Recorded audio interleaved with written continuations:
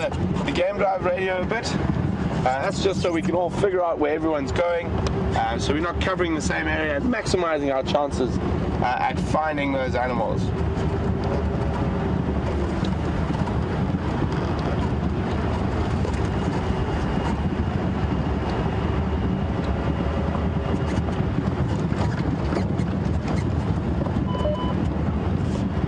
Into that area where we last had those female leopard tracks this morning, before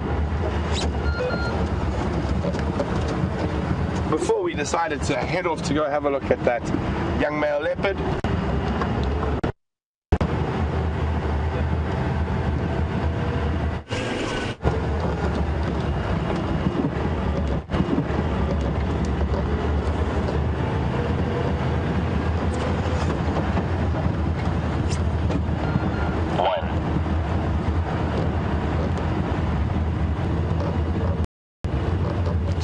While it's a bit warm, we might find a lot of the sort of general game species are going to be resting in the shade, especially the ruminants chewing the cud.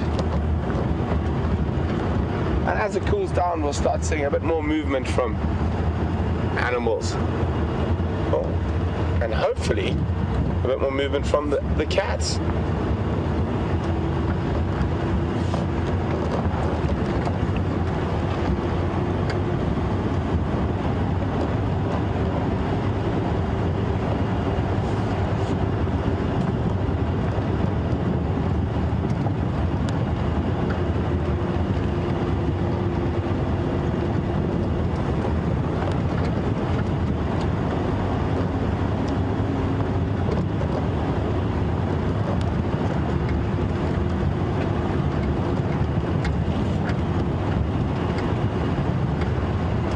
So we can see the bush is drying out nicely now.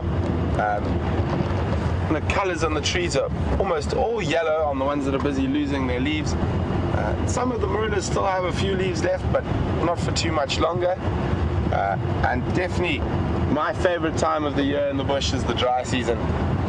From a tracking point of view, it makes the tracks a lot easier to see. Also, from an interaction between predators and whatnot, with the grass being a lot shorter, your visibility is much better, so you do get to see some incredible interaction at this time of the year.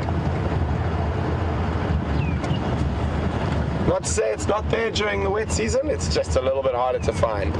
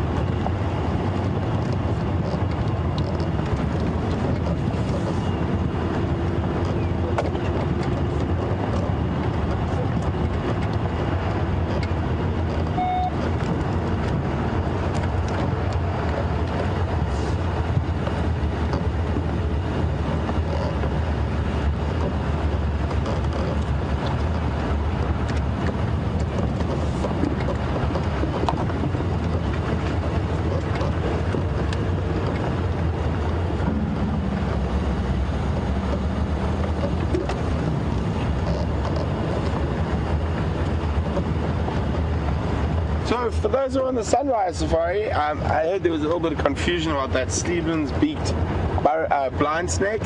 So if you're interested, on my Twitter account I did post a picture and its full name in that, so you can find it there. The Stevens beaked blind snake that we saw on the sunrise safari.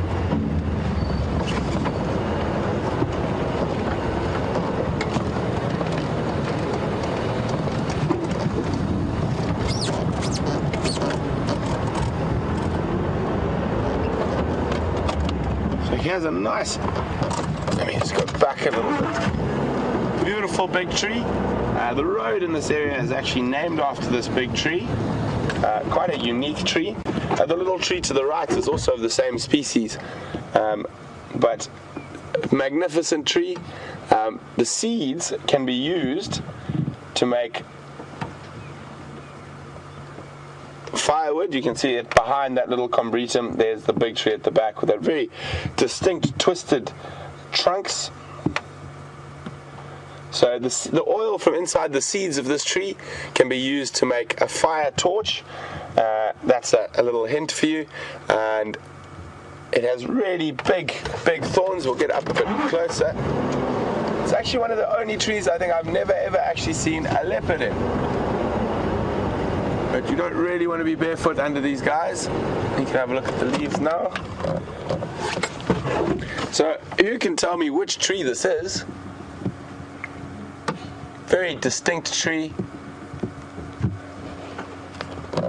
And you can send your answers to questions at wildearth.tv or use the hashtag Safari Live on Twitter.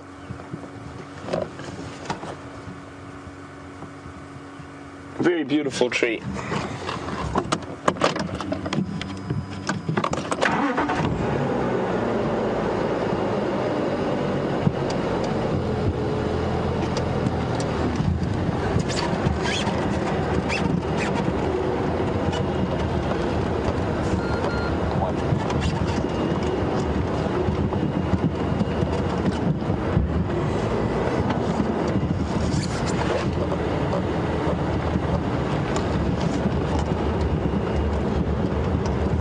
See there, the skyline looks a bit dirty almost, pale and a bit hazy, and that's quite common because you can see as you go higher in the sky it gets a bit more blue, and that's from all the dust and fire at this time of year. Oh, wonderful. Well, I remember I said I would come back to find the zebra, and it doesn't look like they've moved very far at all.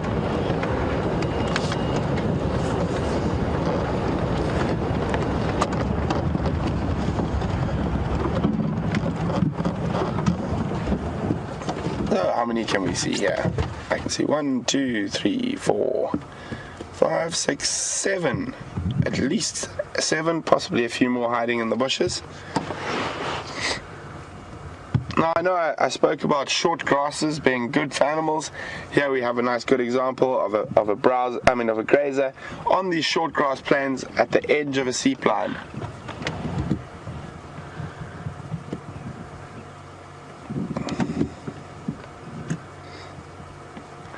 So zebras are hindgut fermenters. That means they always look like they're very full and very good condition, which is not always the case. One of the ways to tell when a zebra has dropped condition is their mane. It stands very, very upright most of the time, but if their mane will actually fall in certain parts, and that's to show that they're on. That's one of the signs that says they are not in good condition. There you can see those two. The manes are perfectly upright, so all in good health by the looks of things.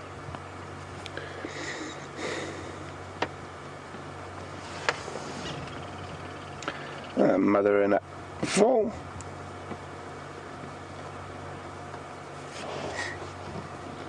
Oh, I think we might get a little roll. Zebras love to roll in the dust, and that looks like a good spot there.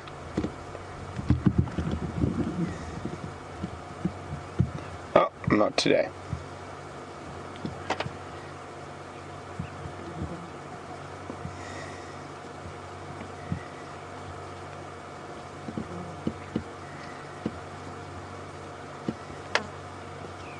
Oh, there's some more at the back, so 2, 3, 4, 5, 6, 7. I can see 8.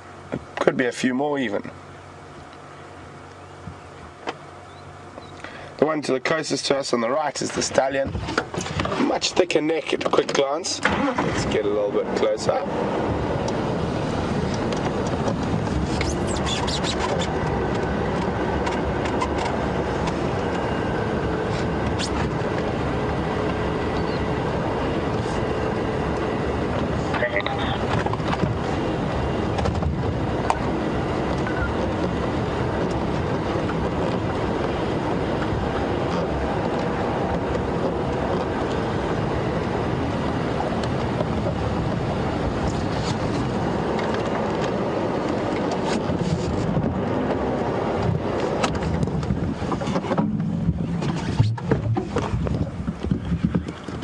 Decided the grass is greener down the road.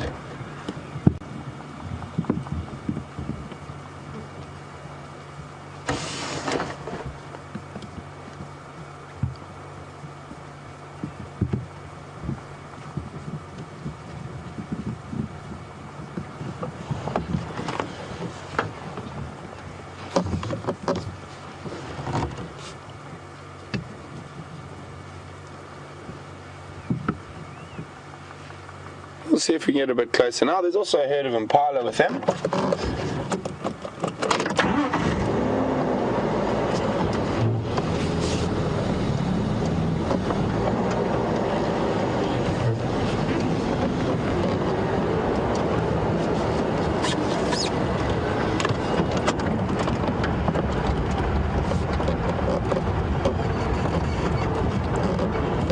Now if you look quite carefully, you can see where the zebras are feeding. If you look at the grass, we zoom in on the grass in the center there, you can see compared to the other grass around, there's quite a bit more green, and that's why they are feeding this area, and that's why all the impala are feeding in this area as well. So there's water that's moving naturally under the ground there, and that's what's causing this grass to remain green a bit longer than the grass away from the seep lines. So we've got a bachelor group of impala and zebras feeding in this area.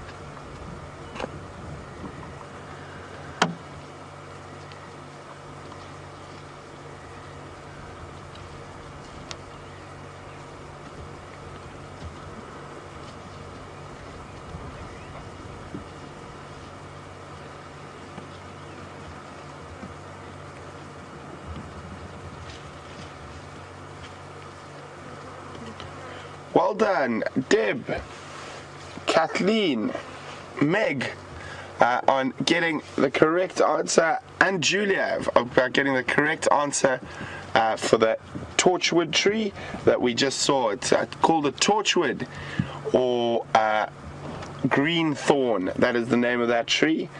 The road we were on, where it's named after, is called Balanites Road, which is the beginning of the Latin name for the torchwood.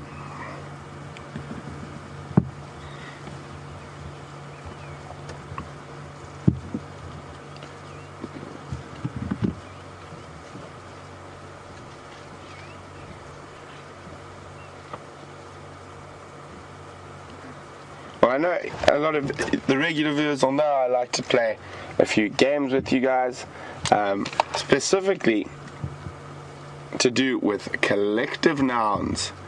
So, who can tell me what the collective noun of a herd of zebra is? So what is the original collective noun for zebra? The more common, the used one is a herd, but there's an original colonial collective noun for zebra that's quite fun. So who can tell me what the collective noun for zebra is? You can send your answers to questions@wildearth.tv, or just use the hashtag Safari Live if you're on Twitter.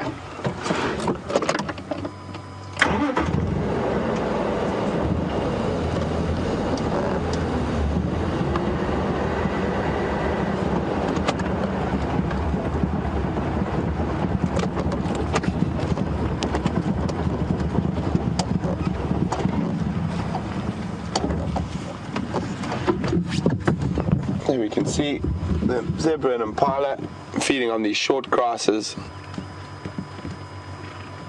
on the edge of the seep line before it goes into the drainage line.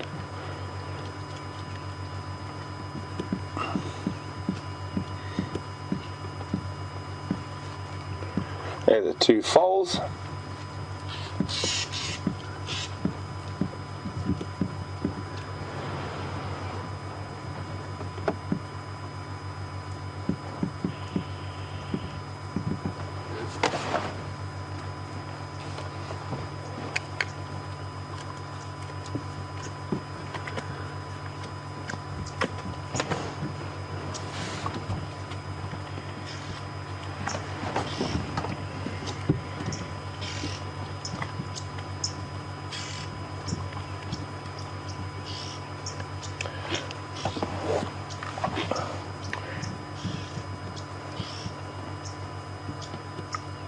So I think we'll leave the zebra and impala to feed on, and we're going to go try find those female leopard tracks again.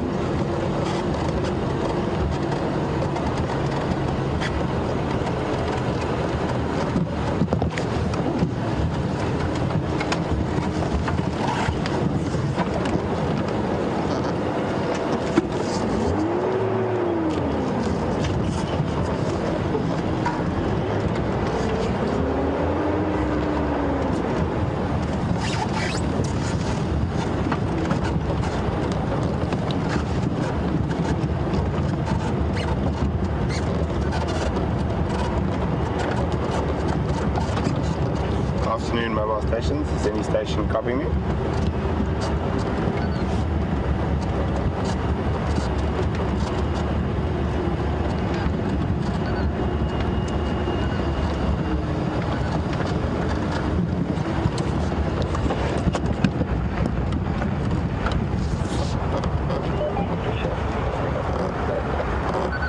There we go. There's it. Oh, I think I stopped too early. I was trying to roll past the bush. Not quite enough.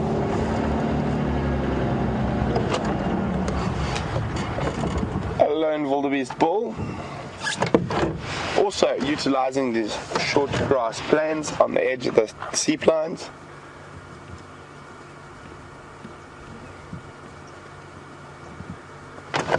Looks like he's making his way towards where the zebra are slowly. When we saw them this morning, they were actually together. When we shot past them to try and get to that leopard, and there's quite an important reason for that, is that wildebeest and zebra are very different types of grazers. A zebra is what you would call a bulk grazer. It eats most grasses indiscriminately, and most length of grass, where there's a wildebeest is a very specific type of feeder and actually needs animals like zebra and buffalo that are bulk grazers, because they are very finicky feeders and will feed in between and only picking certain species at certain lengths.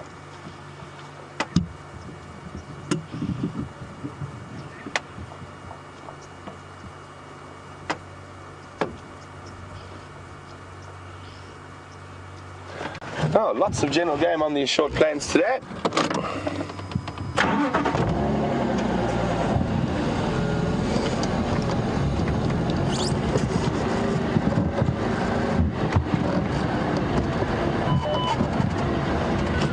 Yeah, nothing so far.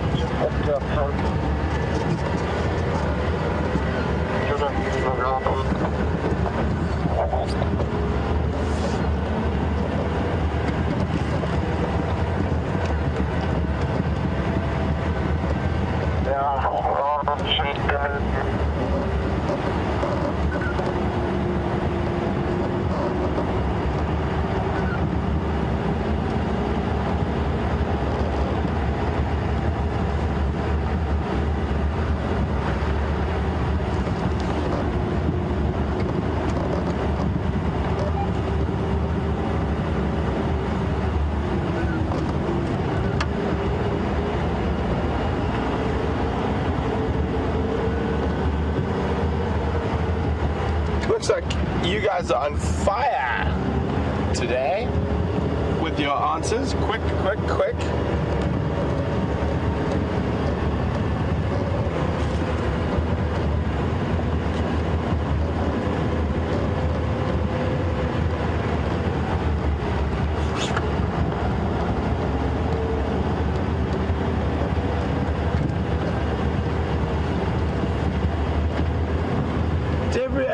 Deborah, Cynthia and Susan and Robin, well done. You guys were the first with the answer to that dazzle of zebra.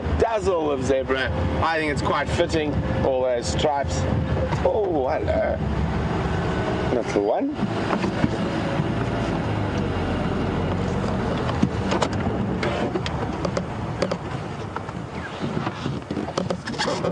Standing still for now.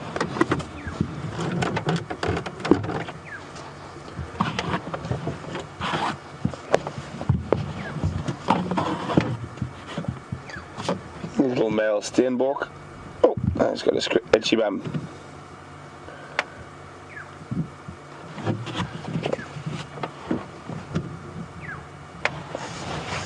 So steenbok, quite interesting. If you can see carefully under his eye, it's a preorbital gland there. They're on both eyes, you can see them, and those are very important for steenbok for marking their territory, to keep other steenbok out. They live in very, very small territories, only about 2 hectares, and they will defend them quite vigorously from other steenbok.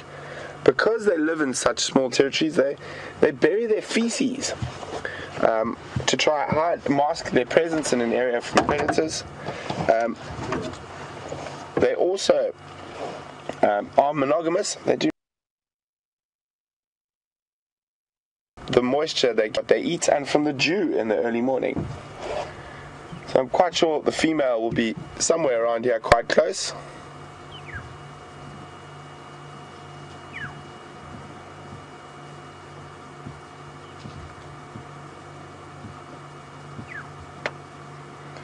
Walk so quietly, always listening. So their name is actually a derivative from an Afrikaans word, which is a baksteen or a steen, which is a brick. They're called a brick antelope. It was one of their defensive mechanisms against predators is to keep dead still. They'll sit down and keep as still as a brick, basically.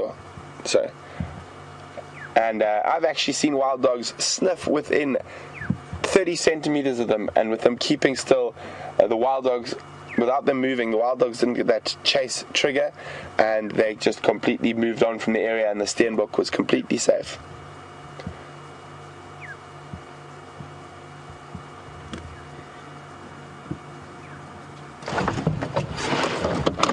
Okay, I'll leave him.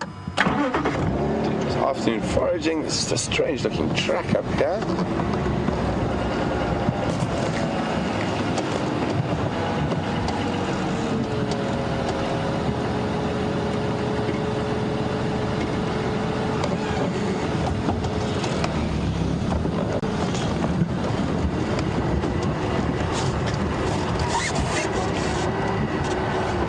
So we're still getting towards that area where we last had the female tracks, but there's been so much stuff that's slowing us down.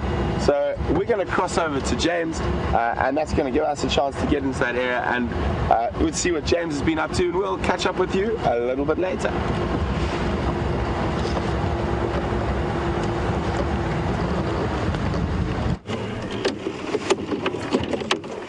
Hello everyone, welcome to our afternoon safari. You found me a little out of breath. We have Andrew behind the camera. He is dressed as a pirate today for some reason. So you can be thankful you've got me in front of camera and not him. Something over his mouth, it's a bit odd. Anyway, we've been searching for some leopard back here, and there was a small cub seen this morning, which I think you all saw, or those of you who were insomniac enough in North America saw, and those who were having your morning coffee in Britain or Switzerland or Finland or somewhere like that. I'm sure you saw him. It was Shadow's cub. And we've looked in the area where he was this morning. We can't find him there. And I'm just going to get Andrew to pan onto some tracks here. I'll try and point them out to you.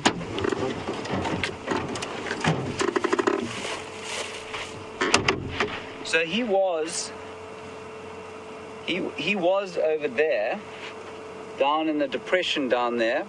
And he seems to have come up and around, and his tracks have come out of the block and onto the road here where you can see them. Now, I'm not sure, can you see my hand? Yes, perfectly. So you can see here is his track, his four little front pads, and his back pad. And he looks like he's come out of the block just behind the vehicle, walked along here, he's come along here like this, and that's where we've kind of lost him. Looks like he may have headed off in there, and so we're going to follow up through there and see if we can't find him. We have done a loop of the area. Just spiked myself on a thorn. This is deeply painful. I'm struggling not to cry. Anyway, we're going to go through here and see if we can't pick him up. Doesn't look like he's come out of the block at all, although there has been quite a lot of traffic on this road here, so I may have missed a track or two. If I did, it's probably Andrew's fault. So we're going to drive very slowly through here, and you can come with us if you like.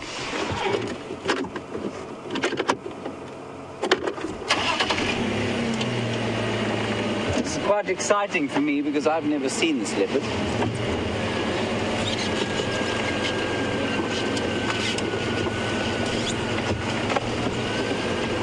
If you'd like to tell me anything about him, remember the Twitter handle, #SafariLive. If you want to ask me anything about him, you can do it on that way too. Or send us an email. Just going to knock Andrew's head off here. Send us an email at questions.wildearth.tv.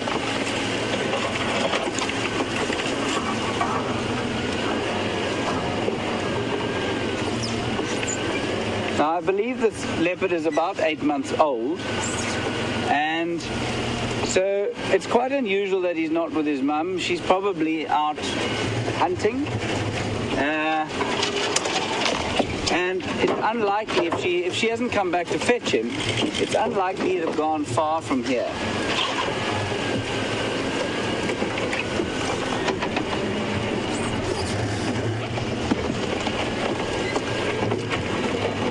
But it's also very likely that he's lying quite low. I initially expected him maybe to be in some tall tree, and that's often what young leopards will do if they're waiting for their mothers. But there's nothing really appropriate in this area. There are a couple of knob thorns, and lying in a knob thorn just sounds very uncomfortable.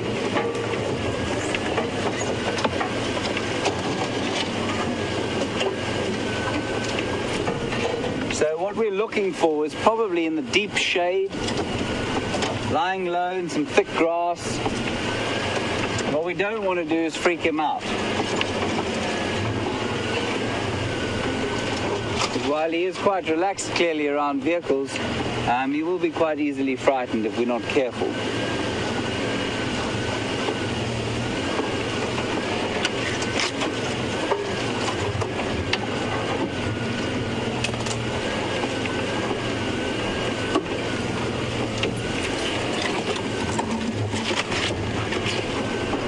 So the tracks were heading off in this direction to where we are now. Quite open here, so probably not ideal habitat. Maybe around here.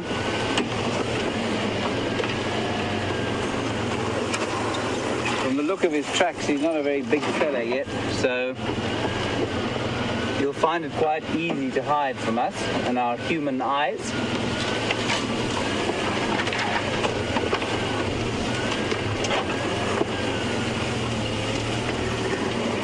Something like this sort of shade off to my right here is where I would expect to find him, but you never can tell. The textbooks will always tell you one thing, and just when you think you've got a handle on it all, the animal will do something completely different.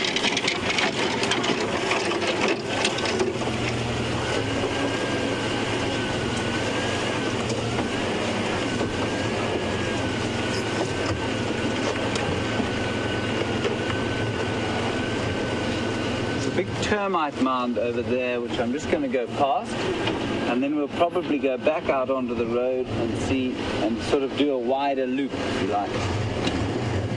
And that'll be cover a bit more ground. Fortunately, it's nearly my right eye. It's nearly my left.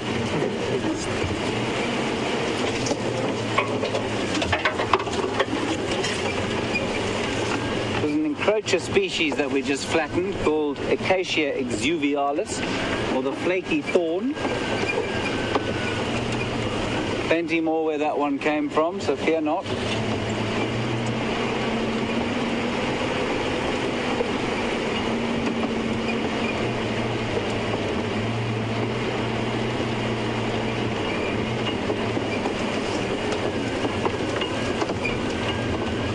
The termite mound off to the right here that I was looking at.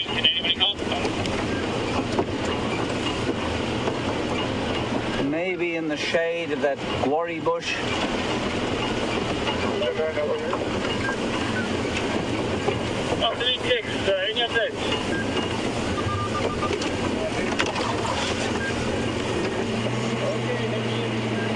Okay, nothing here, so we're going to go back out onto the road.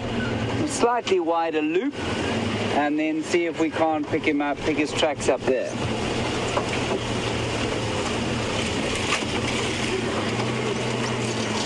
In the meantime, we'll get your intellectual juices flowing.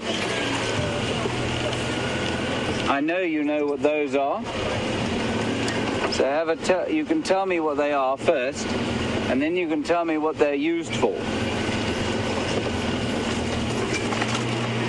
A couple of obvious ones.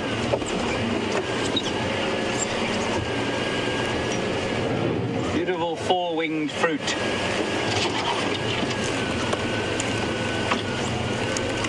Dispersed by the wind.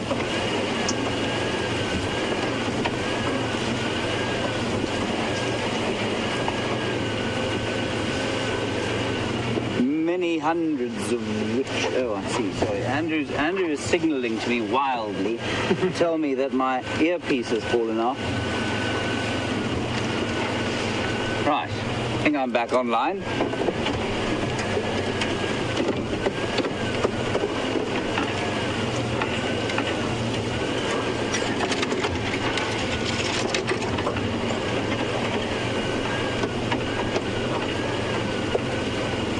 For those of you who've just joined us, welcome.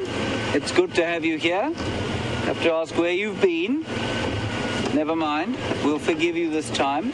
We're searching through the grass here for a leopard cub who is about 8 months old. I've never seen him, so I'm quite excited to see him. And for those of you who were here in the morning, he was found around this area. Apparently, he is Shadow's cub. I've never seen either of them.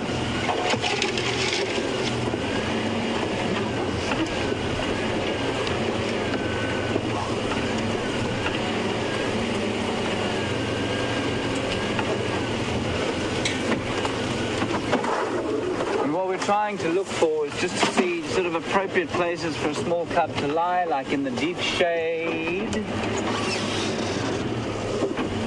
or in a tree.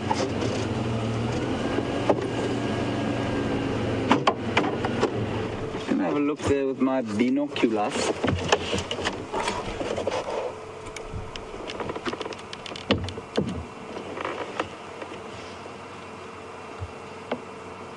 No, I've spotted a stick. Fascinating. Not a leopard. Sorry about that. A stick.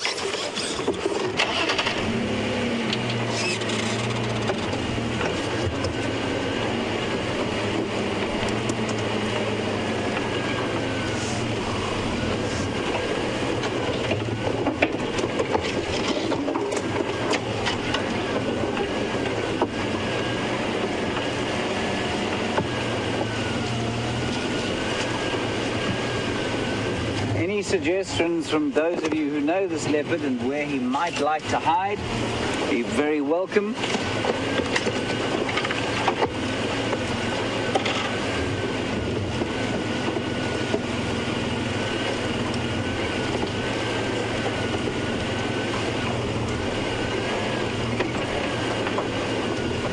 I think we're going to try and cross out onto the road and come back to approach this area from a different angle.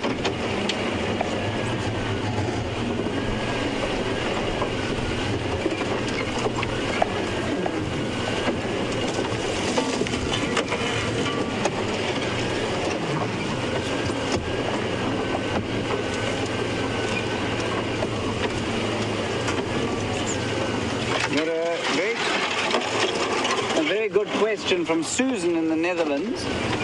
Susan, you'd like to know, welcome to this search for the elusive spotted cat.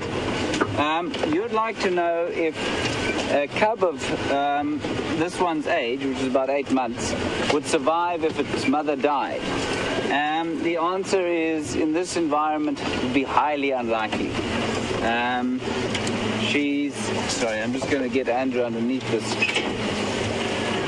branch here and install the car at the same time. And so, Susan, I don't think he would survive. Just simply because there are too many other predators in the area, and he won't be anywhere near able to defend a territory at this stage of his life.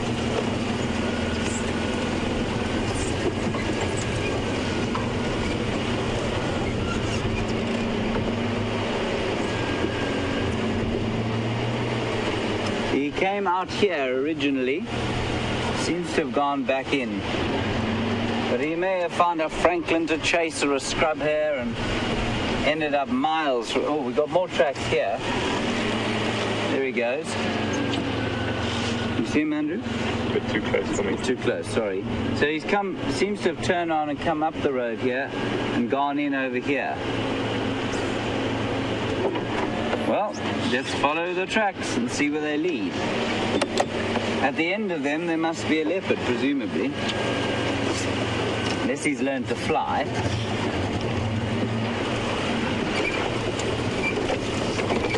So, Susan, I hope that answers your question. Normally, a leopard will need to be probably about 18 months old before they'll be able to survive on their own. Maybe a year old, but I think 8 months, especially for a male, would be a real push.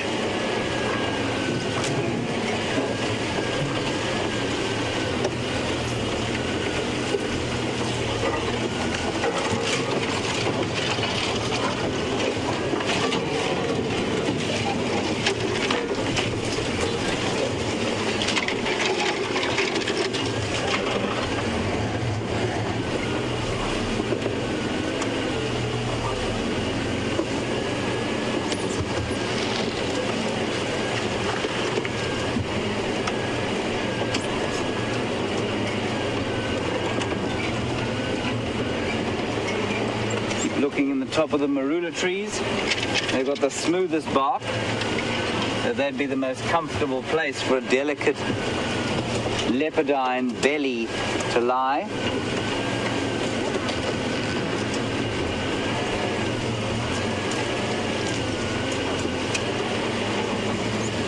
It's interesting that a lot of people think of leopards as being arboreal species, or species that live in trees. And in places where competition is absent, so there are no hyenas or lions or wild dog in the area, leopard are seldom found in trees. And so they'll also seldom stash their kills in trees unless there is competition from other predators like hyenas or wild dogs, and especially lions.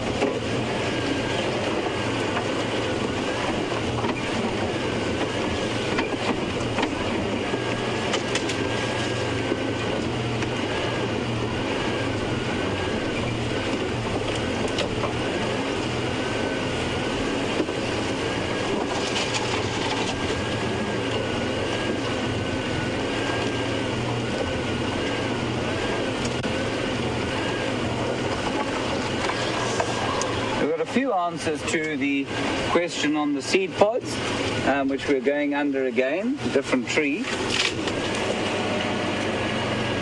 These are, the major answers seem to have something to do with bush willows or combretums, and that's what they are. Well done, everyone.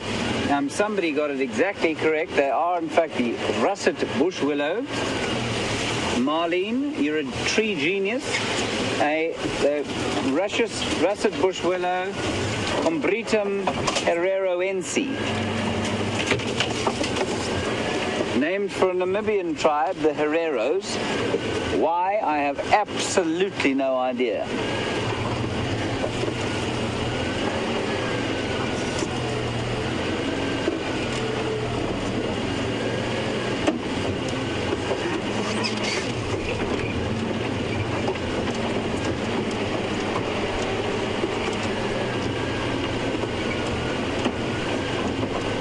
I'm just going to try and look at the road here and see if he did come out of the block.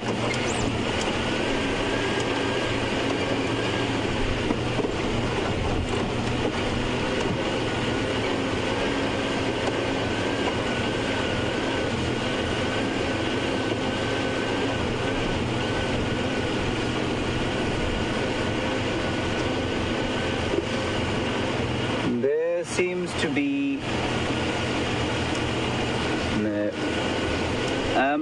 my instinct or my bias has led me to this scotia tree here. Lovely scotia tree on a termite mound. Hoping there'd be a little leopard lying in it. But alas, there is not. and he really doesn't seem to have come out of the block here at all. So we'll do another loop. We'll keep trying. We shall fearlessly forge ahead.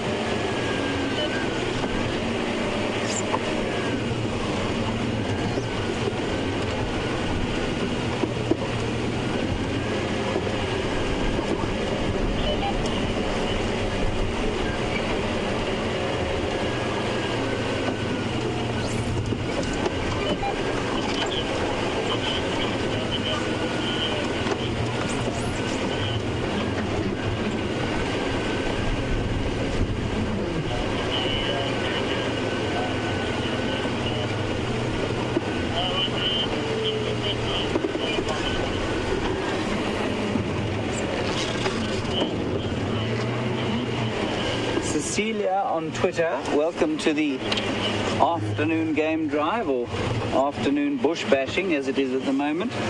You've said, does the russet bush willow smell like potatoes? The answer is no, it doesn't smell like potatoes. It actually has a sort of very nondescript smell. You can use the pods to make a tea. I've done that. It tastes about the same as it smells, like nothing. But it will, the pods do sort of taint the tea with color, so it looks like tea. The bush that smells like a potato is something called Phyllanthus reticulatus, or the potato bush. And that's a very distinctive tree, grows in drainage lines and smells mainly only at night, because I think it's pollinated by a nocturnal moth, and so it only needs to attract things at night time. So only when the temperature drops, especially around this time of year, does it smell. For me, it's a tremendous smell of nostalgia, because it's one of the first smells I learnt in the bush.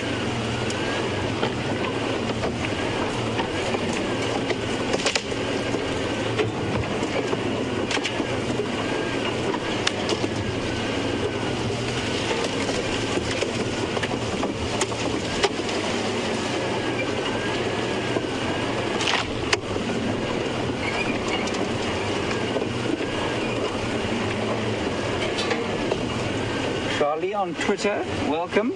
Nice to have you with us. Thanks for your question.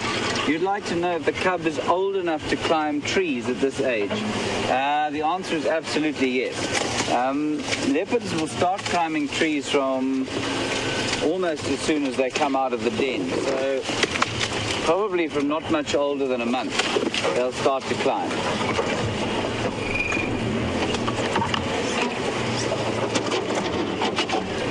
Andrew took his hat off.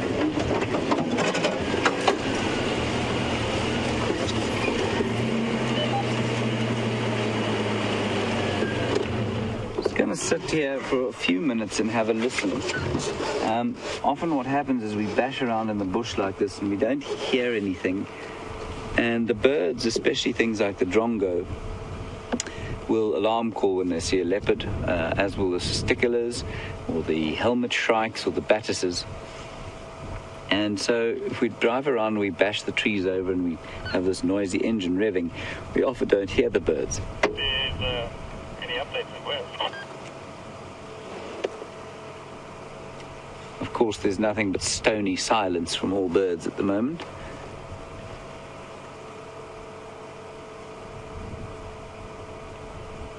All we can hear is the gentle rustling of the wind.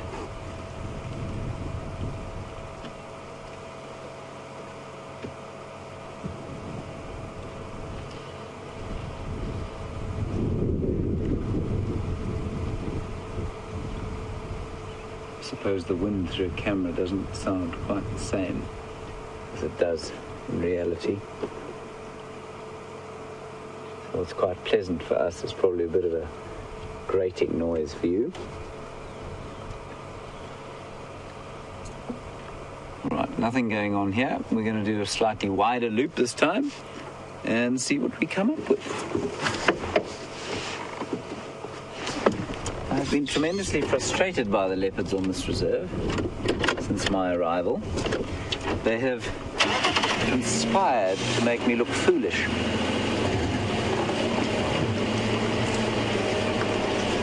I think Brent also had some other male leopard tracks earlier, so maybe he'll come up with them.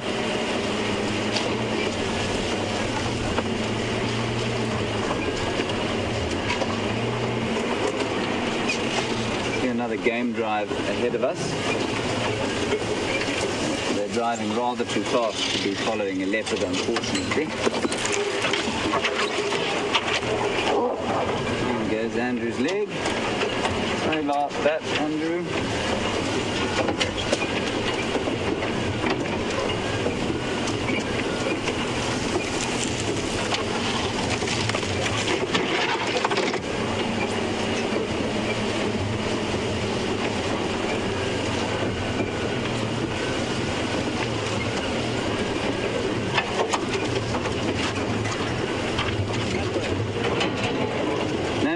Found only forests of Combretum. Oh, good. Yes. No English. No leopard. Did you see him this morning? And was he was in stationary in the drainage line, was he? Close to the drainage line, moving this way. Okay, moving this way. There was a couple of tracks coming into the block here, so I don't know. We've driven the place pretty flat. Somewhere about. So and I don't think he's crossed out. This side? And he certainly hasn't crossed out that side, yeah. Didn't check any tracks this side? No, he came out and then he went back in again. Yeah. So, I mean, are you going to hang around and look? Yeah, definitely. Okay. I'm going to go a little bit further down and then cut across again and see what I can see. Maybe I'll jump to this side here and drive a parallel road over here. Okay. See what's coming. Cool. I've got no comms, so... Me either. Okay. I'll rev loudly if I find it. Or whoop like a hyena.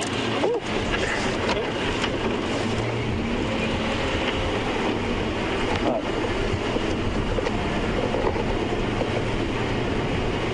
Nice to have a few people helping us.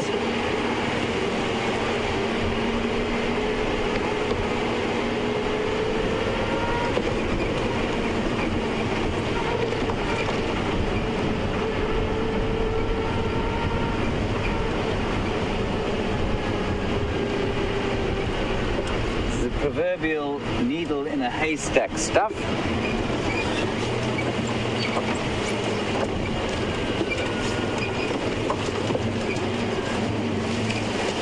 They do say perseverance pays, though. Whoever they are.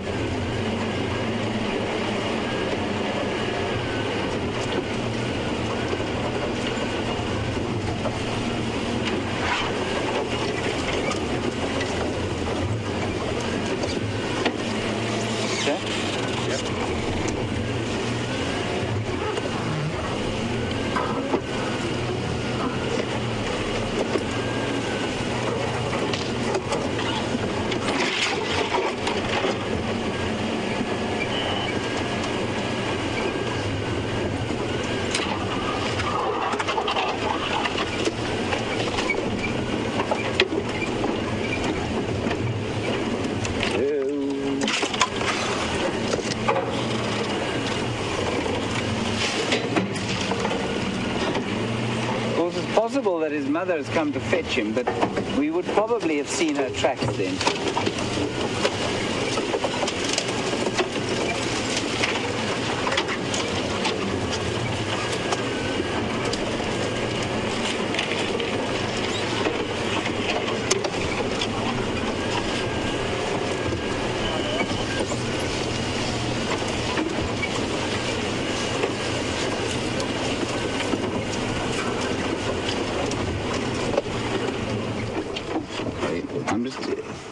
Break this up a little bit. I'm going to try and show you something little and interesting.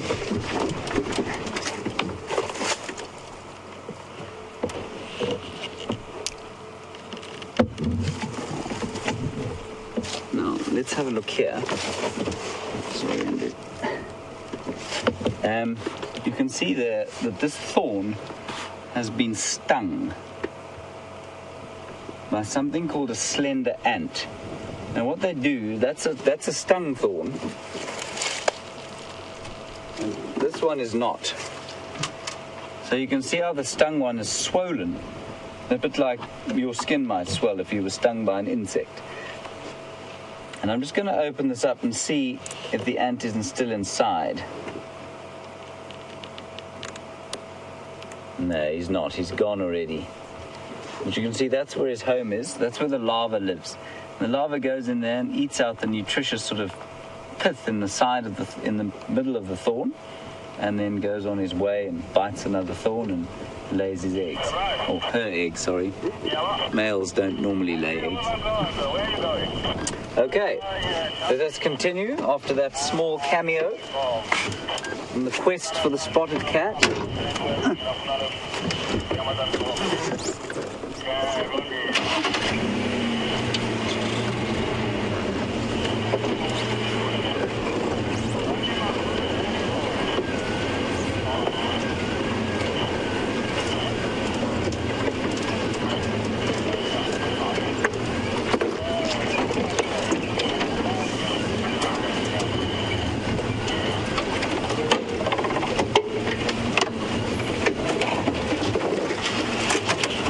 There was just a tweet question about whether I'm the only one out this afternoon. The answer is no. Brent is also about, but my illustrious partner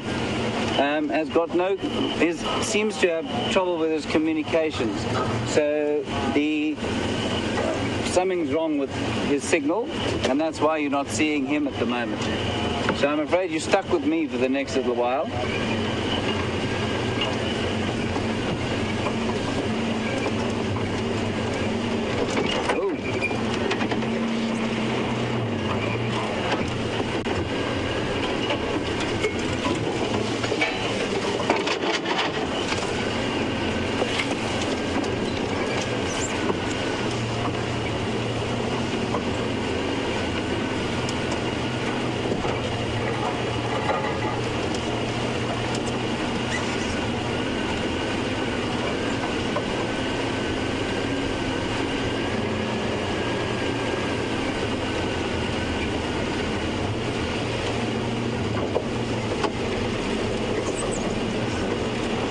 The scotia tree we came to earlier.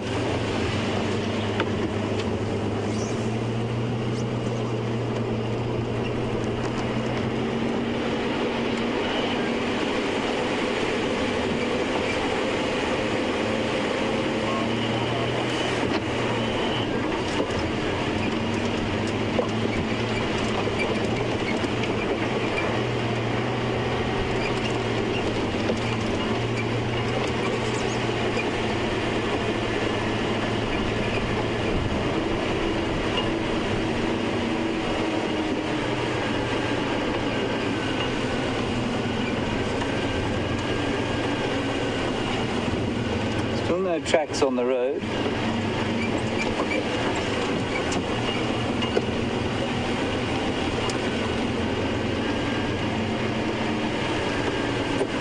Sorry, this is just a really nice example here. There's a tree here, Andrew, if you can get him. A bit close. There's a little scraggly thing there. If you can see the rich red colour on it. That's called a red thorn, and that's why it's called a red thorn, because the inner bark is a glorious sort of rusty red colour.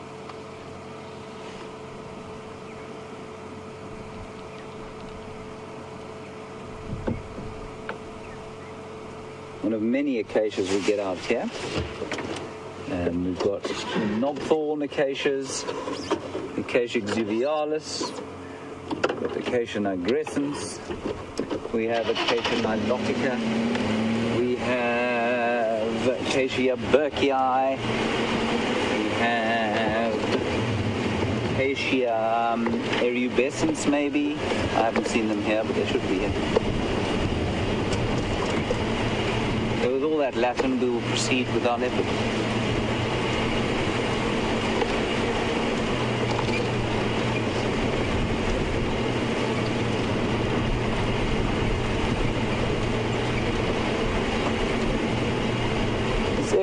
clearer than some of the others, freer of trees, because the soil is quite sodic or sodium rich.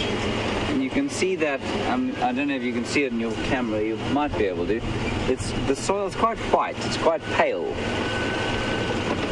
So it's almost toxic to some plant species, but some of the animals love it. And just see if you can get that bird there. Let's turn and flow.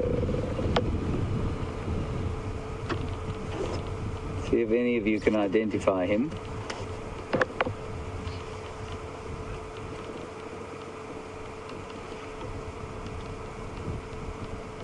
Oh, that's beautiful the way he's coming to hover just above us.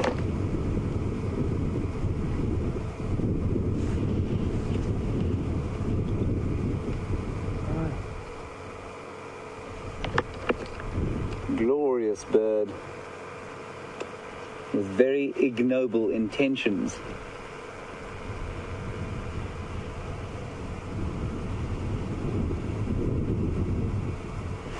That stuff can be well done.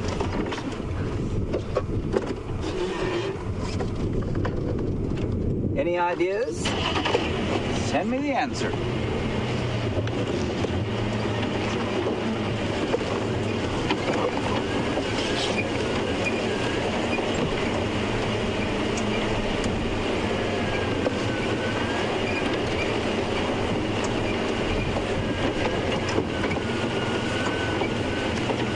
Gene in North Carolina. You'd like to know, at what age does a leopard make the sawing sound? Gene, I don't think you're the Gene that I know from North Carolina, otherwise you'd definitely have addressed me with a smart comment. But Gene from North Carolina, a leopard can make the sawing sound. It's a very good question. I would think almost from puberty. So they're definitely, you can, with lions, I know that their larynx is not born calcified. So when they're born, they make that very kind of soft, mewling, meow, meow, meow sound. That's a pretty horrific impression, but something like that. And then as the larynx ossifies or gets bony, so that the sound will get much deeper, and they make a sort of typical big cat sound. Now with a leopard, it's probably very similar.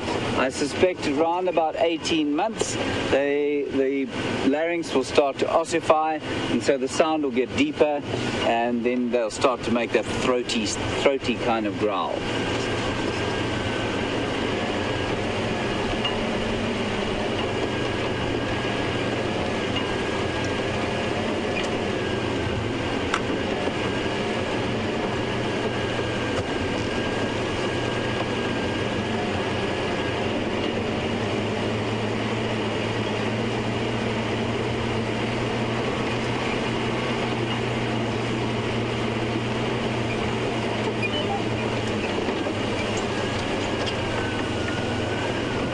See if our friends have managed to find him.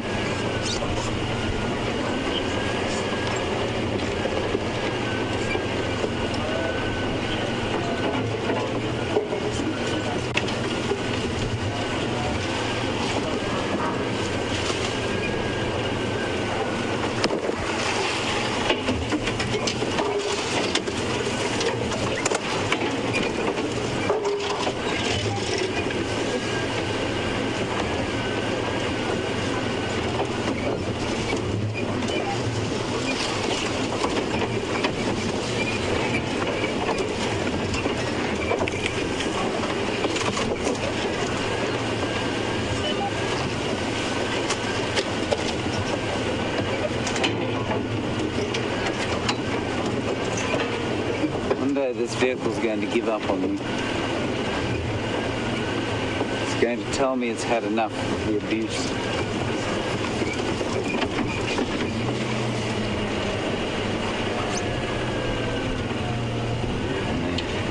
Nothing there, Andrew, don't worry.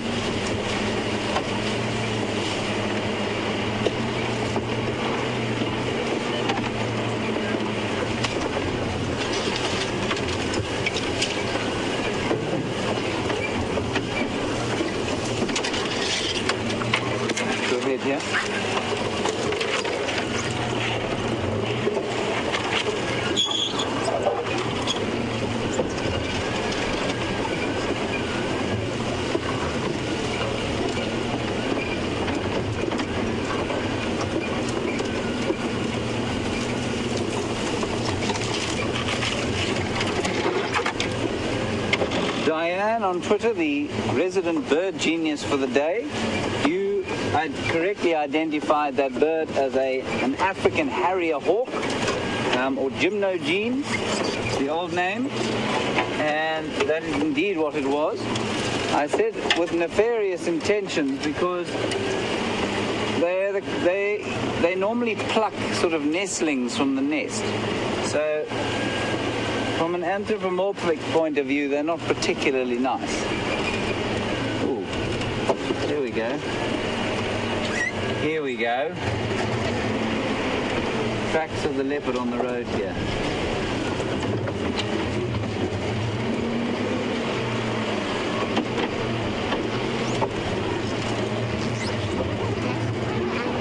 It's been driven over, but a lot of traffic here.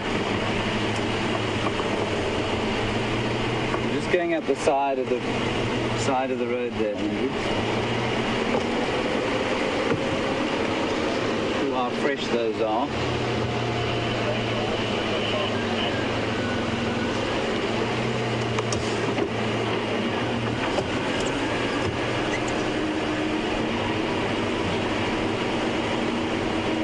The tracks will be very difficult to age on a road like this because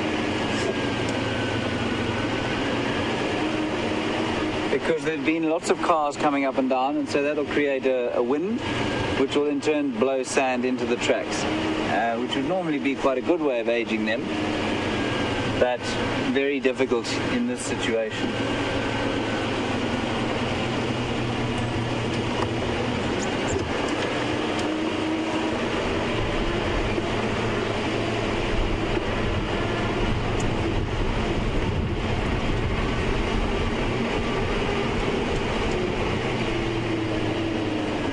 And did you still see him there? No. He doesn't seem to be on the road here.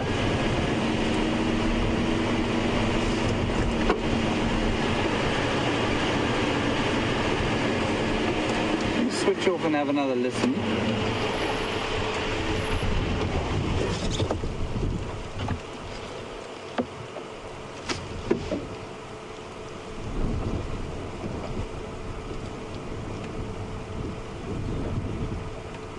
Again, just silence. We'll head up this drainage line and see what we find anything there. And then we might give up and go and see what else we can see. Unless there's a sufficient support for me to carry on just looking for him. Which I'm happy to do. If that's what you'd like to do.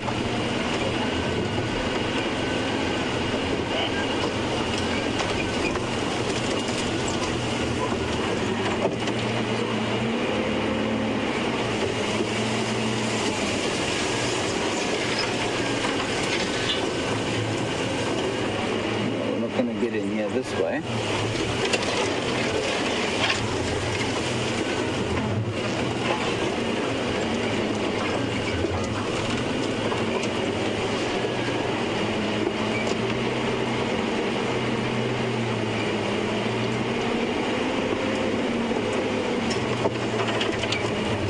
Just go up from the top.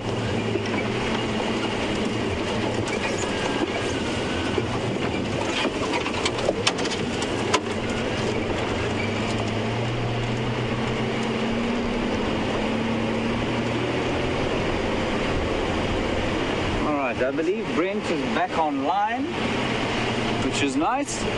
I'm going to let you cross over to him and see what he's got. We're going to keep looking for the leopard, and hopefully when you come back to us, we'll have his golden spots in the setting sun. Okay, see you just now.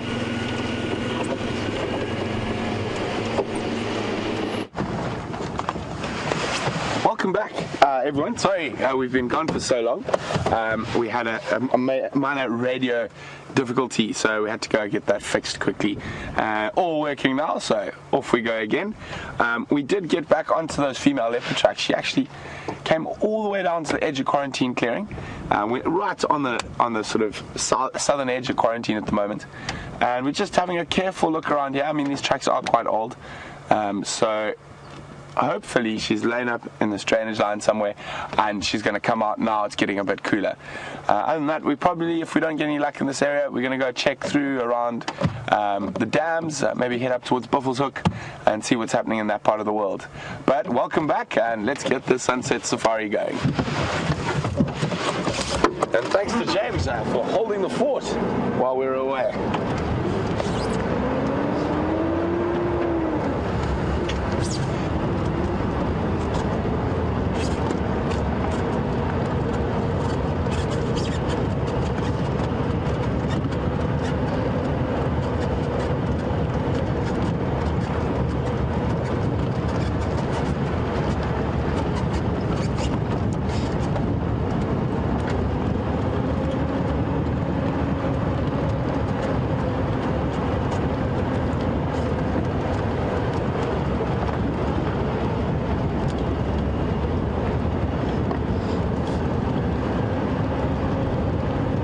Getting to that perfect time of the day when animals, predators start moving, so always a good time to be out.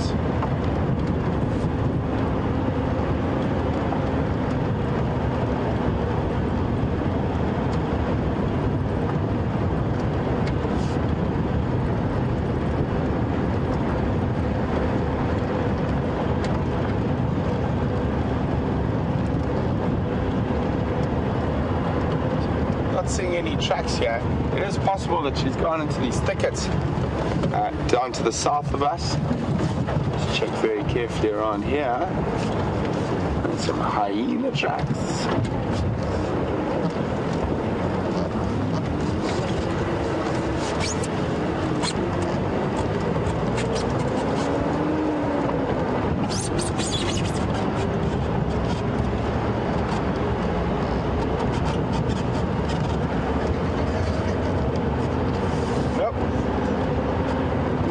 Tracks here.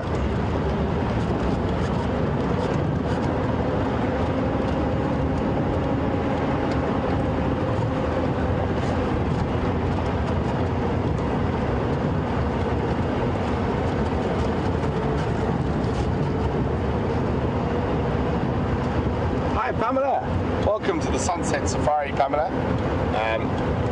Pamela would like to know if I had any idea where the elephants are. Pamela, if I did, we would be sitting there. So Pamela, the elephants do move quite often, and they can move big distances. So it's possible that they're just not around at the moment, but they should be back, I'm sure, within a day or so.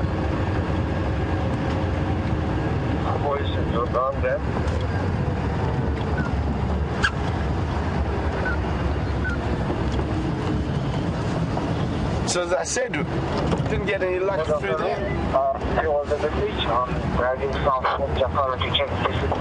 So we're gonna check the water. It is getting dry, so water is always a good point to look. So we're gonna go check the little water hole in front of Gallagher Camp, then down to Vuyatela Dam, and then onwards and northwards and eastwards towards Buffelshoek.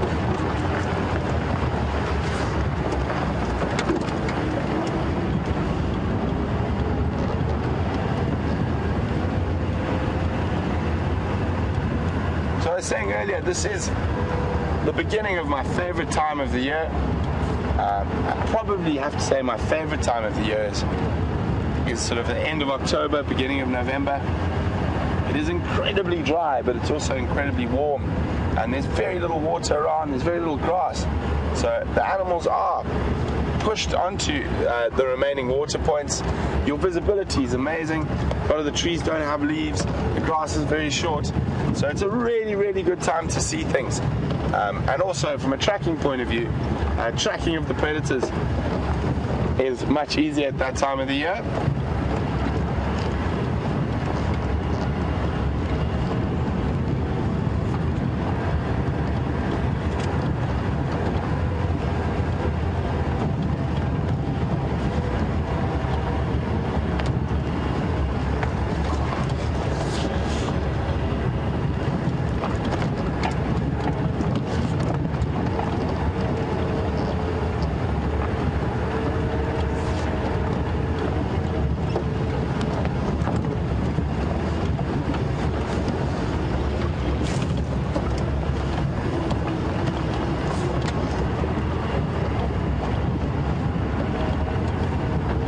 now approaching this little waterhole. We'll be arriving there quite shortly. I'm going to take a gander that there's more than likely some old buffalo bulls there. They haven't started moving yet. It's not quite cool enough, but as it gets cooler, they are going to move away from these low-lying areas around the water and move towards the crests. As warm air rises, so these low-lying areas get very cold. Imagine if you're an old buffalo bull, you want to be a bit higher, a little bit of warmth, a bit more comfort during the night.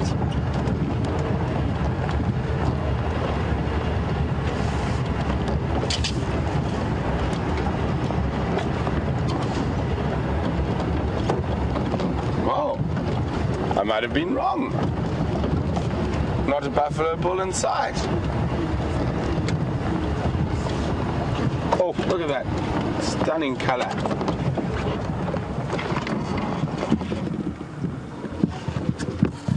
So you got a Cape glossy starling. Just watch as he moves into the light, how there's the iridescence on the... Oh, well, he can just fly away from us. We'll move around a bit. That iridescence on the feathers is just sparkling. Now there's a very important reason why a lot of birds have that iridescence on their feathers, and it's to do with most things, like most things in nature. Most of the adaptations are to do with either finding food or finding a mate. So a starling that loses colour and can look quite dull is generally a sign with the starlings that they're in bad condition. So here we go, walk into the sunlight for us. So it shows that they're in bad condition, but if they're really bright and shiny and that iridescence is sort of vibrant and almost glowing, it shows that the bird is in very good condition, and the females will always try to pick the shiniest male. And that's not only in starlings, certain kingfisher species as well also have that. But it is really, really visible in starlings. And a very bright yellow eye. They're busy foraging around for insects, grubs, larvae.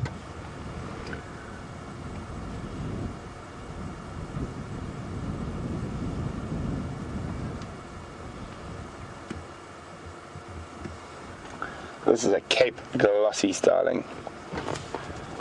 It's always good to stop and look at the little things. It gives you a chance to listen and to see if the bush is letting us know if there's anything else about. You might hear a branch break, let you know that there's some elephants about. You might hear alarm calls, let you know there's a predator about.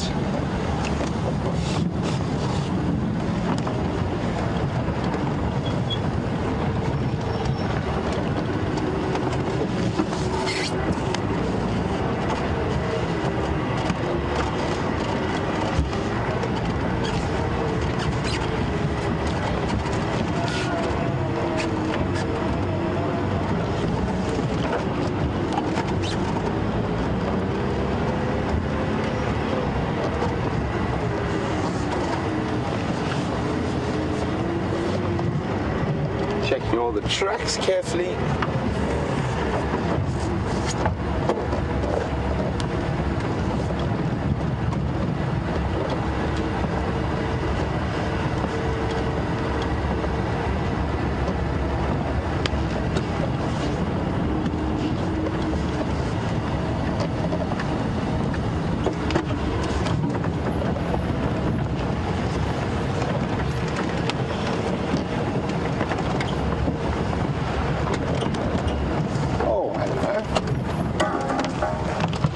Nice little family group of Inyala. 1, 2, 3, 4, 5, 6, 7. Favorite haunt of Inyala around the edges of these drainage lines. Being browsers, there's a lot more tree species around the edge of dry water courses, so it gives them a lot more options when it comes to browsing. They are very beautiful antelope.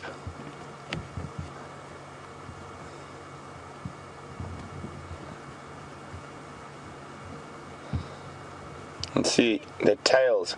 You can just catch that white under flash of the tail when they swing it to keep the flies away. But that flash is very important when they're trying to evade predators or warning other things. So they'll bark and they'll run and they'll lift that tail, and all the other inyala that are around will be able to see that there's a predator around or there's something dangerous around when they lift that tail, and that very, very clean, bright white shines through.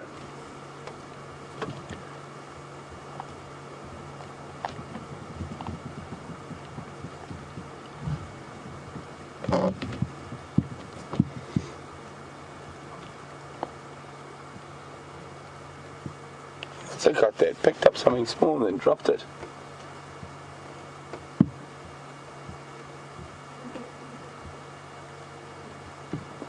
It's looking for whatever it dropped. It looked like maybe a small piece of bone. Quite a few different animal species will pick up small bits of bone and chew on them. Can anyone out there tell me what that's called? There we go, picking up the bone again. It's got a piece of bone. It dropped it again. There we go. So they do that for calcium, but there's a very specific term for that. So can anyone out there tell me what that term is? You can send your answers to questions@wildearth.tv on email, or you can use the hashtag Safari Live on Twitter. Oh, a little one. Hop and a skip and a jump through the bush.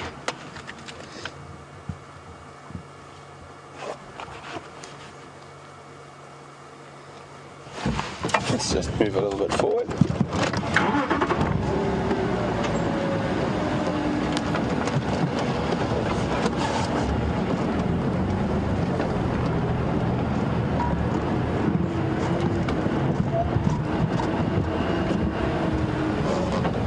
You can actually have a look at the bone pieces that were being picked up there.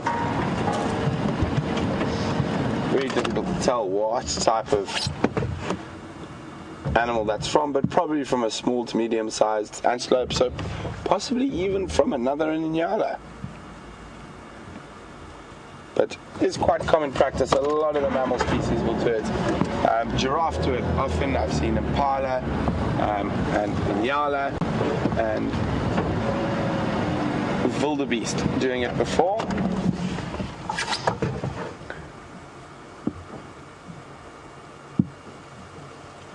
They're about to disappear in the thicket. We're going to continue on, see what else is out there this afternoon. Just remember the question: what is the specific term for when a herbivore or a non-carnivore species picks up pieces of bone to chew and chews them for calcium?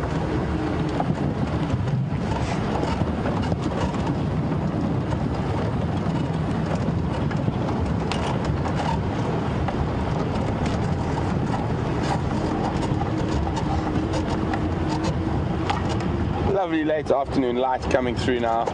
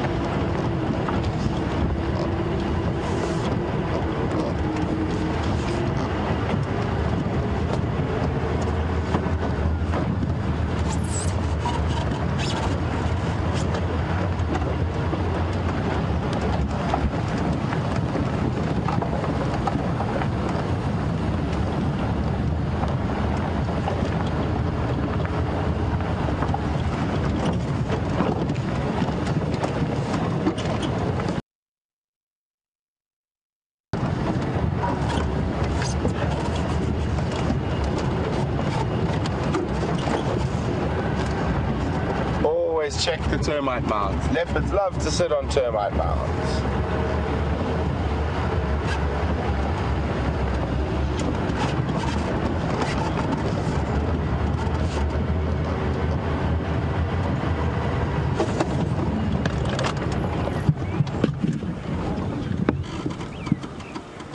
Oh, he's sneaky quick, that. We might catch him if we inch forward. No, he's off. It was a black-crowned chagra that just zooted in front of us.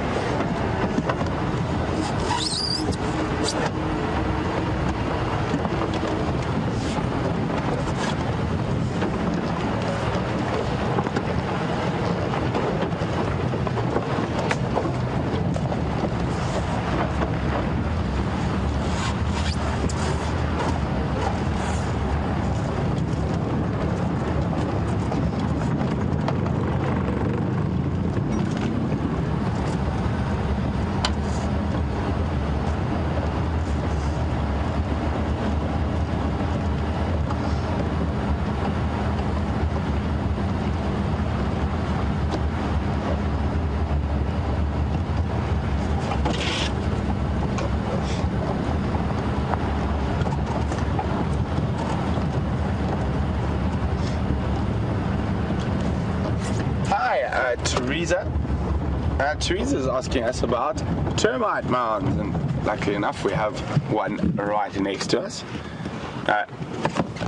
Teresa would like to know if there's one particular termite mound that is the largest and oldest that we know about, and she would also like to, she said she's always noticed there's mounds under trees, and is there specific trees where termites would choose to form their mounds?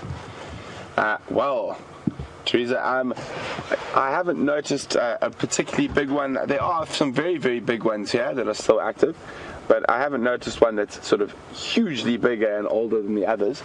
I mean, a termite mound is a bit like an iceberg, so you're only seeing about a third of it, 2/3 under the ground. But now, to do with the trees, this is a nice, really nice one to explain this to you. If you have a look at those little bushes growing out of the side of the termite mound,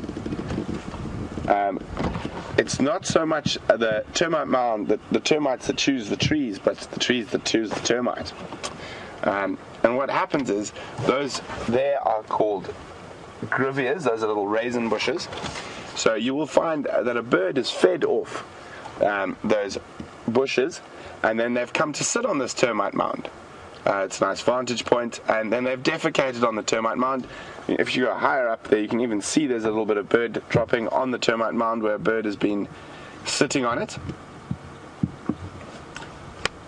So, and that puts the seeds, and the termites are obviously bringing soil up from down, so there's quite a lot of nutrients on a termite mound. And then what happens, it's called succession, basically. We'll start off with a few small raisin bushes like that. Then you might find that there's a jackalberry seed deposited there by a bird, but there's a bit of a bush to sit in, and or a boer bean seed, and then or a timbuti seed. Then slowly but surely, the trees will actually colonize the mound, utilizing the fact that it's bringing up nutrients and that the birds have deposited in there. So that's why you often find trees on top of termite mounds, and it's generally a couple of different species that are favored by birds to eat. So Teresa, I hope that helps you there with your termite mound question.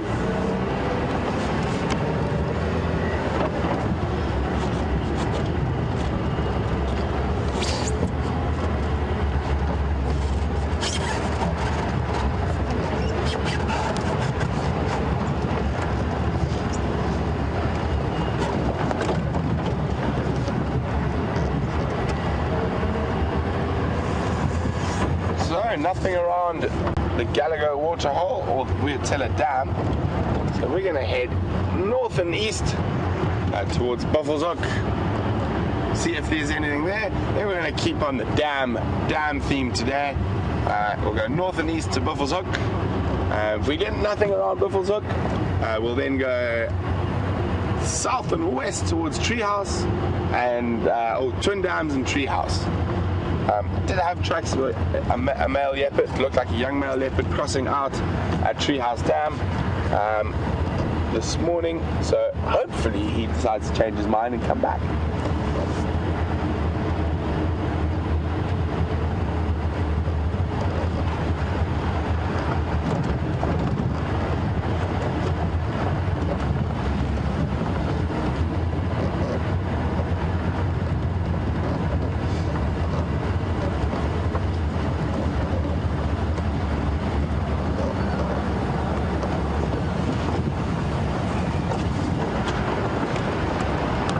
Guys, I'm just going to go through a little dip here where the signal might get a bit bad, and then I'll start talking again on the other side.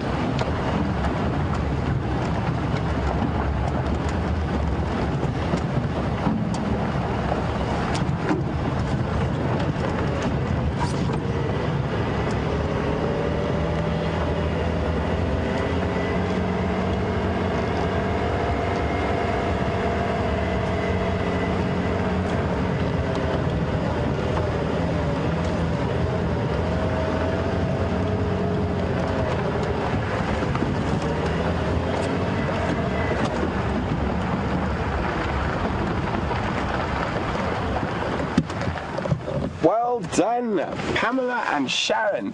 They were the first two to get the question correct about herbivore species chewing on bones, and the correct term for that is osteophagia. Osteophagia. Well done, Pamela and Sharon.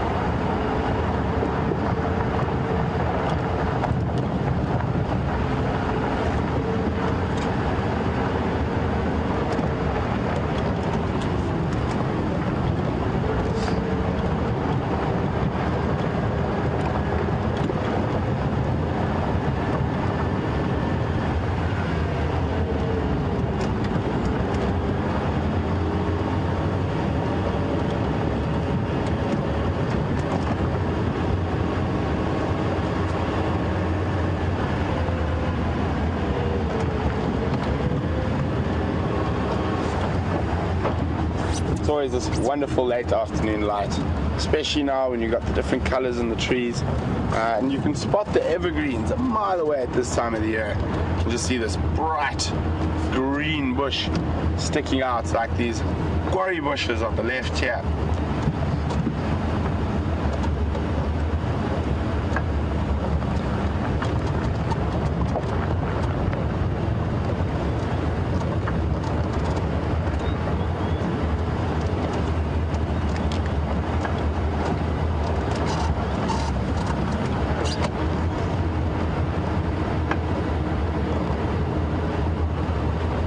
Hi Carrie, and welcome on the Sunset Safari.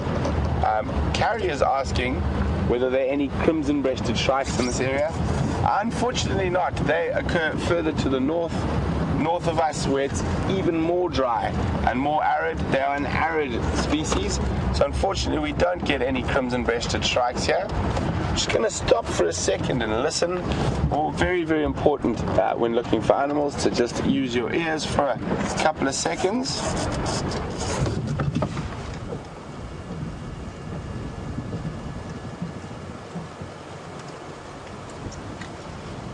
And while we're here, I'm going to do another tree quiz. While we're here, there's this little tree directly in frame in front of us now. If we zoom in on that, we'll have a look at the bark. Which one? This little one here. Yeah. So if we come up, you'll see the bark is very distinct. Yeah. I just want to find out any updates on those. And then you'll see, you can see the thorns starting to creep through. It's not like with that long control. I'm sure that crosses to KP. Okay, copy. Here we go. So it's a small tree species. This is actually quite a big version of this tree. Normally stays a bit smaller, and it's got nice big thorns and a very distinct bark. So who can tell me which tree this is? You can send your answers to questions@wildearth.tv, or you can just use the hashtag Safari Live on Twitter. And the last little clue about it is, because I've said this before, it's to do with its Latin name. I always say you have to be very exuberant to tackle it. That is the clue for that. You have to be very exuberant to tackle that tree.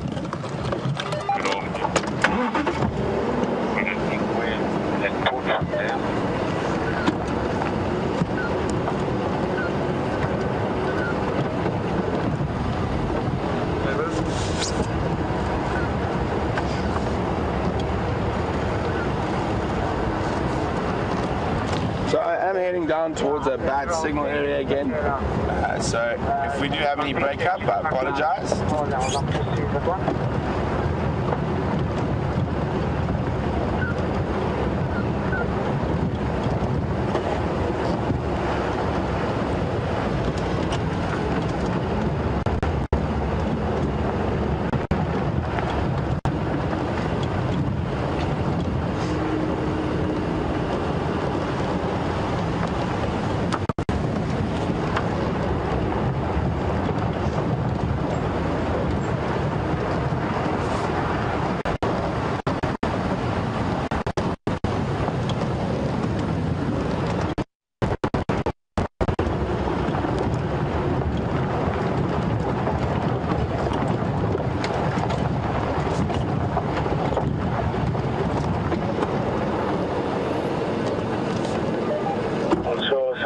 Coming down to Professor there.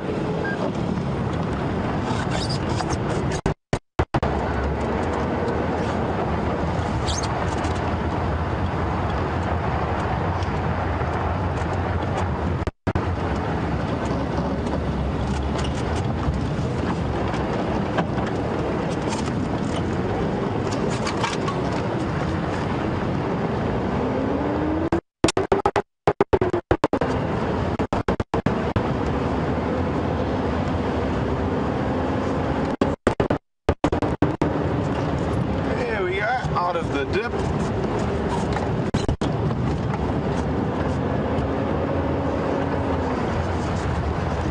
So the light just seems to be getting better and better. We need to find an animal to put in it.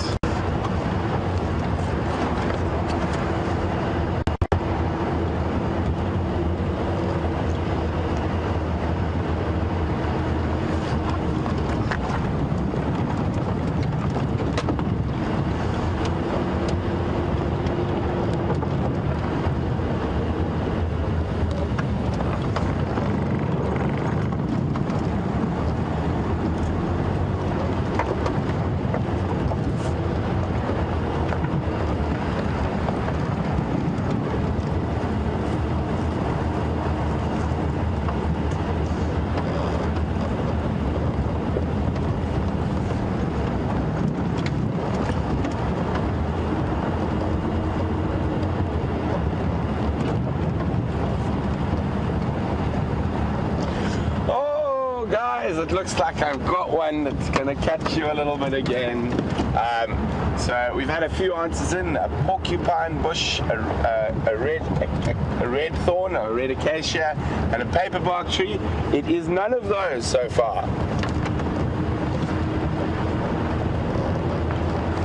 Also, in certain areas, it's quite a favorite food of black rhino. Not in this area though.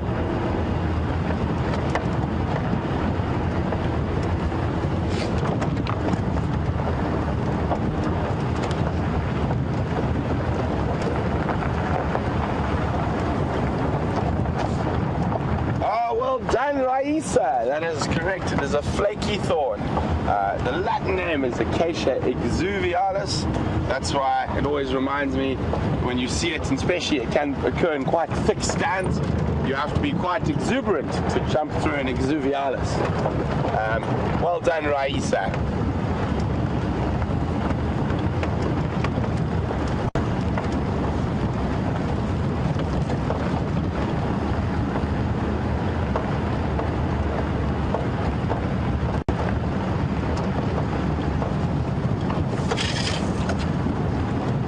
also we had a late email in from Simone in Midrand, South Africa. Welcome, Simone, on Sunset Safari. And Simone also got it correct, and with the Latin name as well, Acacia exuvialis.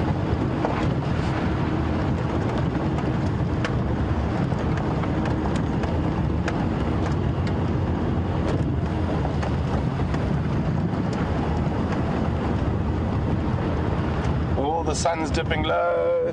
It's time for the predators to start moving, so fingers crossed. We're going to start slowly making our way towards Buffelshoek Dam. While we do that, we're going to cross over to James and see what he's been up to, and we'll be back with you a little later.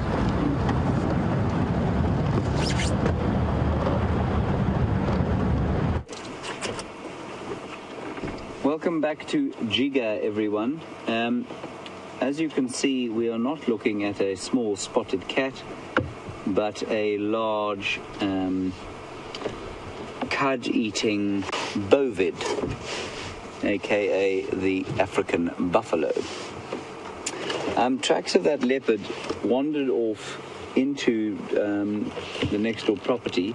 We do have a bit of access there, but we're going to pop around there sort of as the sun goes down.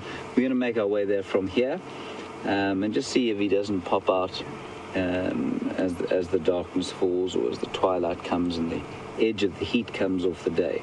It hasn't been a very hot day, but it's certainly been warm enough to lay a cat out on the ground. And so as it cools down, we're hoping that will change slightly. We seem to be doing quite a lot of finishing our evenings off with these buffalo. We're certainly spending some time with them. I think they're rather magnificent creatures. You can see that that oxpecker there has got his head almost inside some sort of cavity in the buffalo. And what they do is they don't eat the ticks because they're friendly, kind creatures, these oxpeckers. They eat the ticks because of the blood. And so if there's a wound, if there's a slight cavity or slight wound, the oxpeckers will generally try and keep that open for a while because it provides an easy source of blood for them. But they do clean the wound of sort of infection by doing that, so it's not entirely bad for the poor old beefalo. These chaps are looking particularly forlorn about life.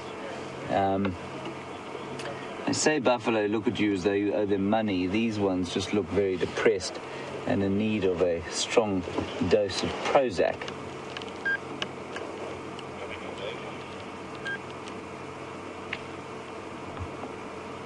I suppose they're probably feeling depressed about the fact that their life as big mating bulls at the head of a huge herd is over, and they have nothing but a retirement of grass and mud, water and oxpeckers to look forward to.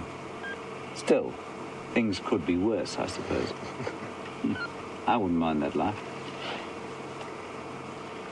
As you're probably aware, they're called Daga boys or Umdaga boys. The word Umdaga is a Zulu word, and because we normally broadcast to the world's geniuses, I'm going to ask you if you know what Umdaga means. It does tend to be slightly bastardized depending on where you're on the area that you're in, but it is a Zulu word, and of course Zulu is not the native language in this area. That is Shangaan or Tsonga. I know there was a bit of a debate over whether those two languages were the same thing. Xitsonga and Shangaan are pretty much the same language. But isiZulu is from Natal and not from this area. But we still call these old buffalo Daga boys or Umdaga boys. Abafana Bomdaga. Right, we're going to carry on because despite the fact that they're standing up, they're not exactly high energy action, these buffalo.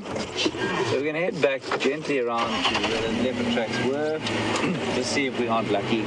They might pop onto the road as the sun goes down.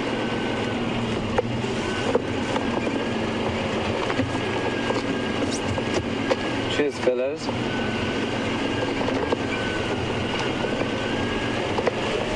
oxpeckers were, of course, the red-billed oxpeckers, as opposed to the yellow-billed variety, which we do get here sometimes, but more commonly in the north.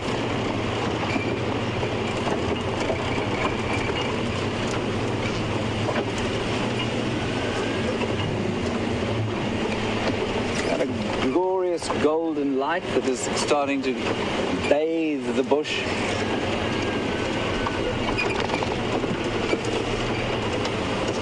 Nice view of the beef. Not very confiding, this fellow. Not too bad.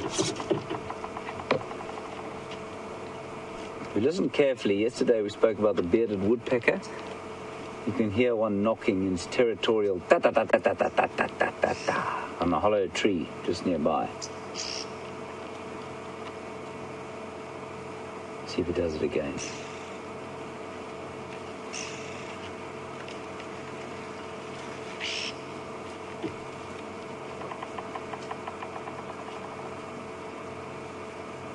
I hope you caught that. Do you think they had that? Yeah. That's wonderful. So that's the bearded woodpecker. I'm just going to show you a quick picture. And he's one of the 4 woodpecker species that we get in the area. Remarkable things. I mean, if you were to bash your head against a tree at that sort of velocity and made a noise like that, you'd be concussed for weeks. The woodpecker is able to do it because they have a spongy sort of shock-absorbing substance around the brain. So their brains, that's the bearded woodpecker there. These are not really to scale. He's quite a big fellow. You can see the male is distinguished by his red head and the female by her lack of a red head. They will both probably do the territorial call or territorial tap. So their brain is shielded by a sort of spongy substance that absorbs the shock as they smash their heads against hard wood. Very unadvisable for you to try as a human being.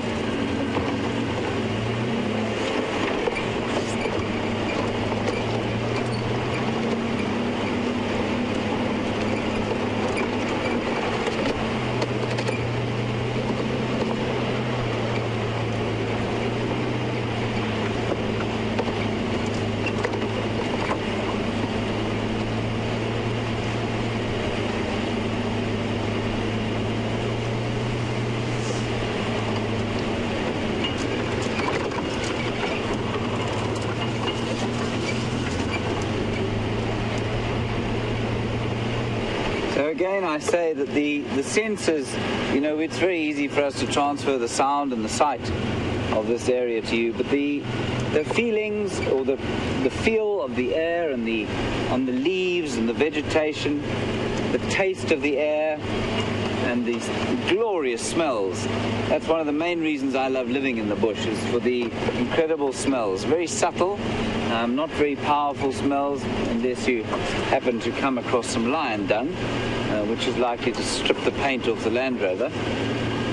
But otherwise, just very sweet, earthy, gorgeous smells all the time, especially at this time of the day.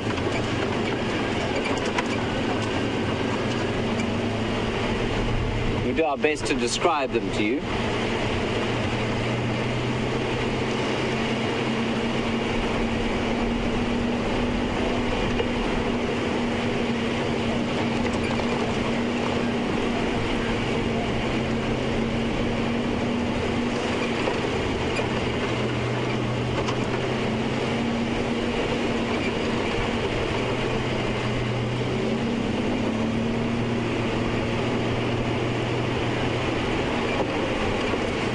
Give you an idea here of this plant.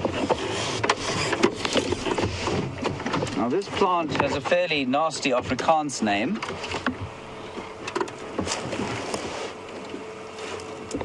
But because it's its real name, I'm going to tell you what it is. Does that work for you, Andrew? Far enough away? That's perfect, yeah. It's called a bushman's grape, or Cissus cornifolia, And in Afrikaans it's called perdepis, which means the urine of the horse. I've ridden many horses in my time, and I suppose its smell is quite like the urine of a horse. Not very nice, and that smell it will defend it from grazers. But the fruit is actually very delicious when it comes in the late summer. Cissus cornifolia, the bushman's grape, the English name being far more attractive than its Afrikaans counterpart.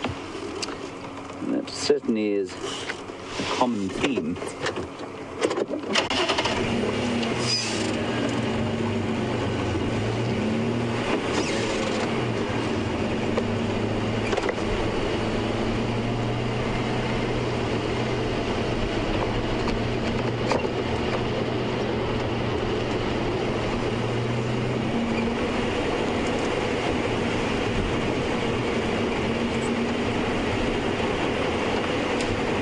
We're going to cross back to Brent, who thinks that his sunset is prettier than my sunset.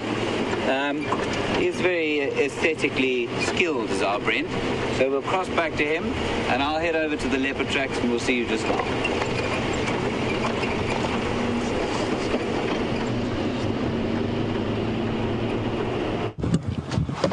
Welcome back, everyone. Brian and I have made it to Buffalo's Dam. Unfortunately, no cats or predators, but it is actually an absolutely stunning setting at the moment. Buffalo's Dam, which has been devoid of buffalo for quite a while, as you can see over my shoulder, is no longer devoid of buffalo. It's living up to its name, which translated basically means buffalo corner, and there's probably about 25 or 30 buffalo bulls around us at the moment. But we've got a really nice setup here. We've got a hippo in the dam, and we've got buffalo with the sun setting behind them.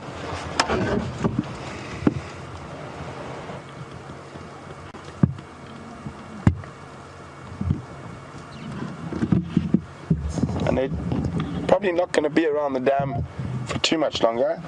I've seen some of them have started already moving away, and they're going to move up towards the high ground on the crests where it's a bit warmer during the evening.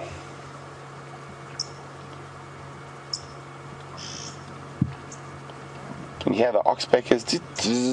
They just landed on those buffalo there. See them on the back.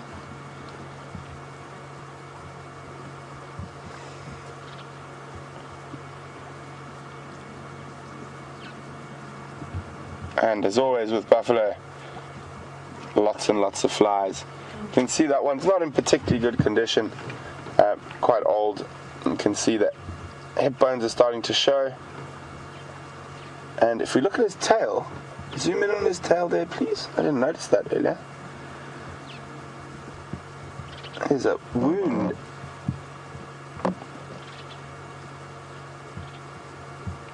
There's a wound there. Difficult to see what it's from this distance, but I can see it's been bleeding recently, and that's more than likely from the oxpeckers. There you can see that he's getting annoyed with the oxpeckers, because not only do they eat the ectoparasites like ticks, they will often eat blood, so they will keep a wound like that open on an animal. And this guy's very, very relaxed. See that coloration on the horns, and that's from rubbing against trees, and you can just see that mass of moving flies on his horns.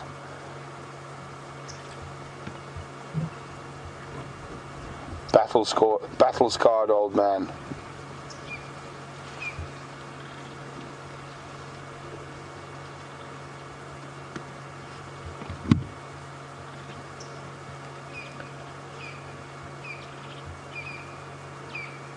Wonderful time of the day.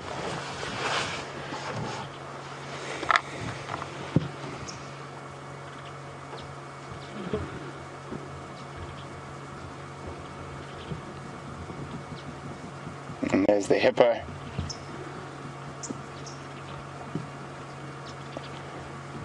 Getting ready to sit on a night foraging, I'm sure. Be in search of grass.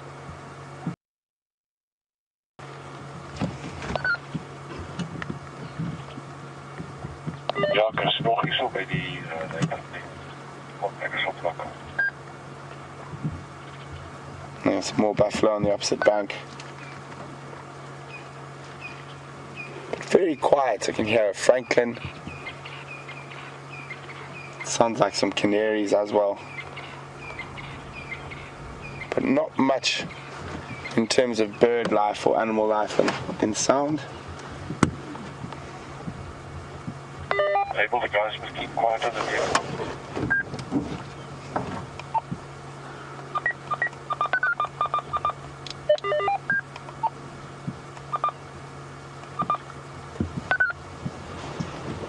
You see, those are the ones that have started moving up already, away from the water's edge.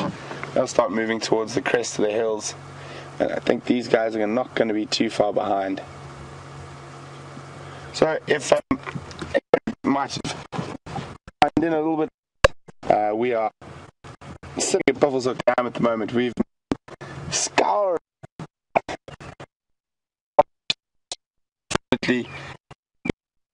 we haven't technique. We're basically going past all the different water holes and seeing what we can find, and hoping we find some tracks. And here at Buffalo's Hook Dam we found a young male hippo and probably about 25 or 30 old buffalo bulls that have come down and spent the day here.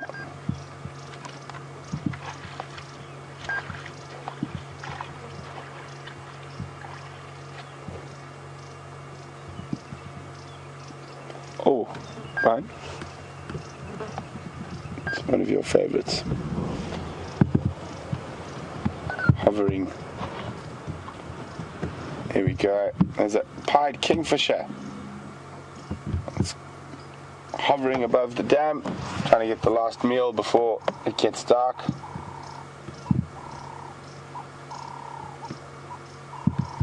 Amazing how they can hover like that, looking for small fish. Oh, into the sun. Literally into the sun now. Oh, he's come out. He's off to the left. We all lost sight of him there. We've got.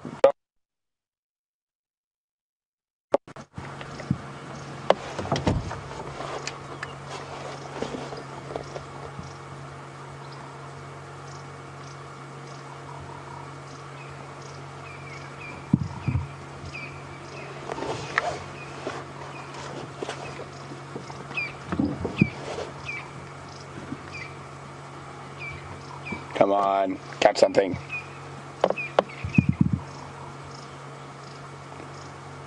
It's actually almost directly above the hippo now. Trying to see maybe if there's little fish feeding off the hippo's feces.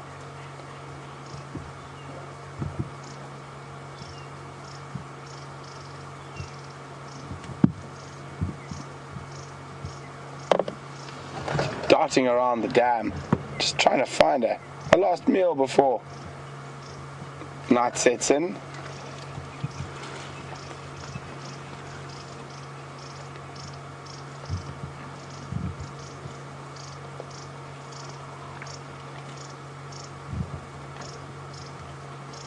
Like the fish are not being that cooperative this evening.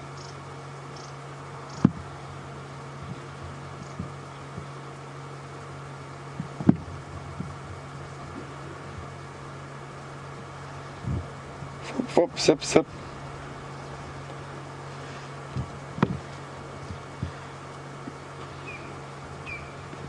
Just on the edge of the sun. Isn't that exquisite? Oh, almost. Pulled out at the last second.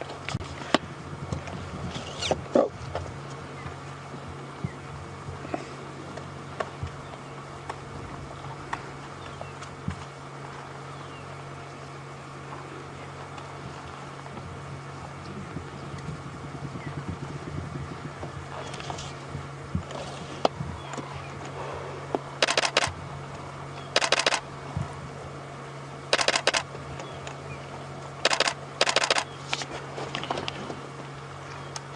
Such a beautiful image. The sun's dipping down, kingfishers given up, and now the sun's just about to disappear below the horizon.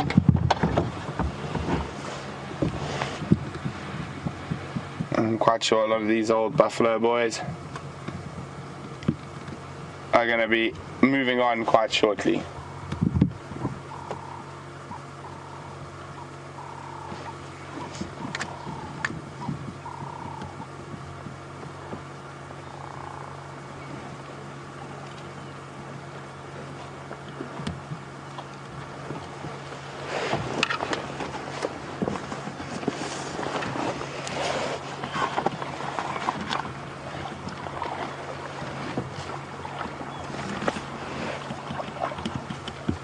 Hi Blair. Blair from Canada is saying, is the Burchell starling and the Cape glossy starling the same bird with two different names? They sure look alike to her inexperienced eye. Wow, isn't that amazing that buffalo is deciding to cross right through the dam?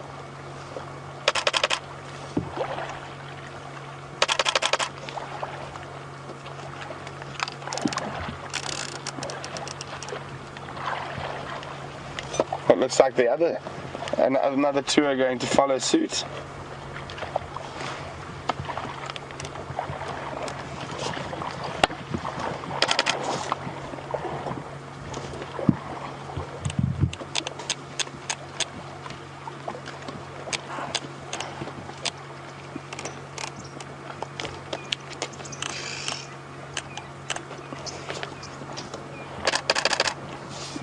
Isn't that beautiful? That sort of golden water shimmering off the wake made by those buffalo. The hippo watching on behind.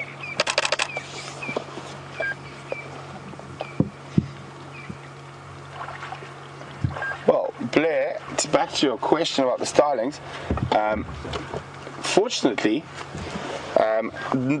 there's a Burchell starling here, so to answer your question, they are definitely not the same species with different names. They are different species. The Cape glossy starling is a bit smaller than the Burchell starling. Also, the main big difference is they have a slightly different type of iridescence, but also the eye color is very, very different.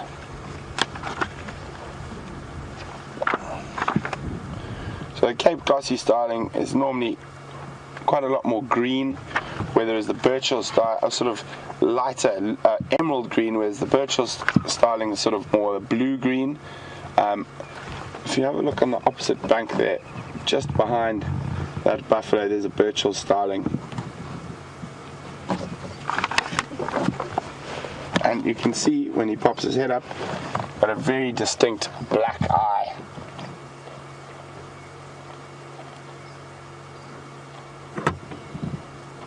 So you notice that black eye, and is very much sort of a blue, much more blue-green than a green-green, if that makes any sense. You can see a dark face mask and a black eye.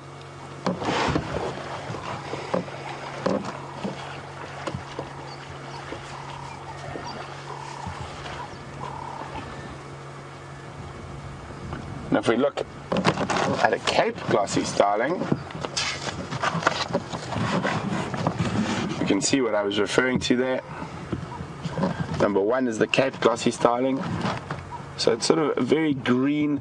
It lacks that black face mask around the eye, and also it's got that incredibly yellow eye, or orange eye.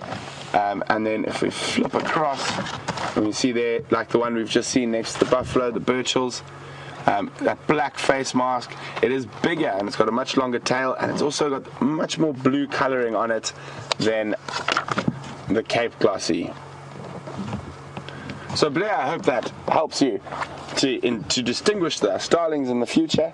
I think the sun's popped over the hill. We're going to leave this wonderful setting and see what else we can find.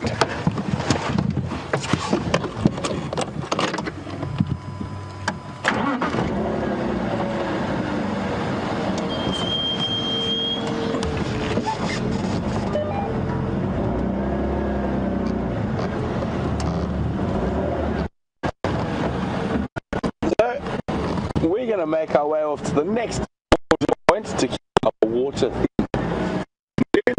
and we're going to hand over to James, see what he's been up to. I'm pretty sure he's still fighting the good fight, trying to find you guys a leopard, and we'll catch up with you a little later and drive.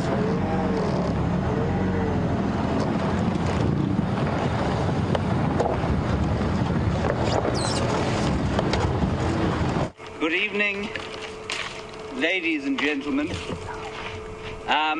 I'm going to shout now. This is the tree that I expected to find the leopard in. As you can see,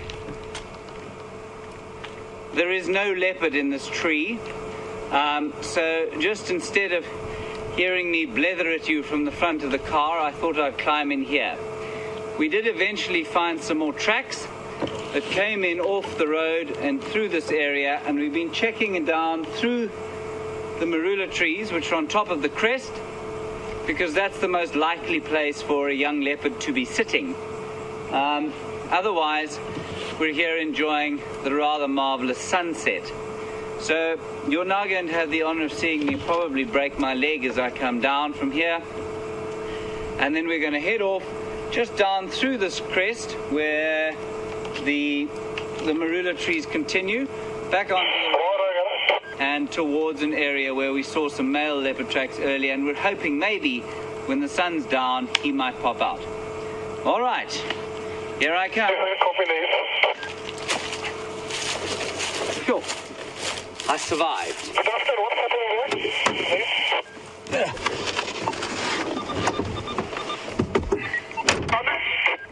Sorry, I can't work this radio. Tell it to shut up. Okay, on we go.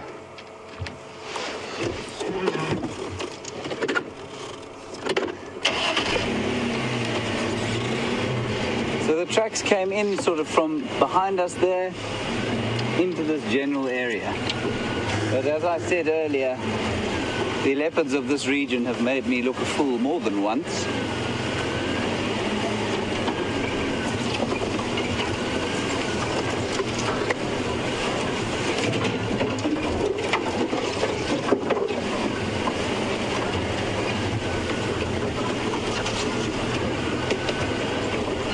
I'll have you know that Andrew made me climb that tree.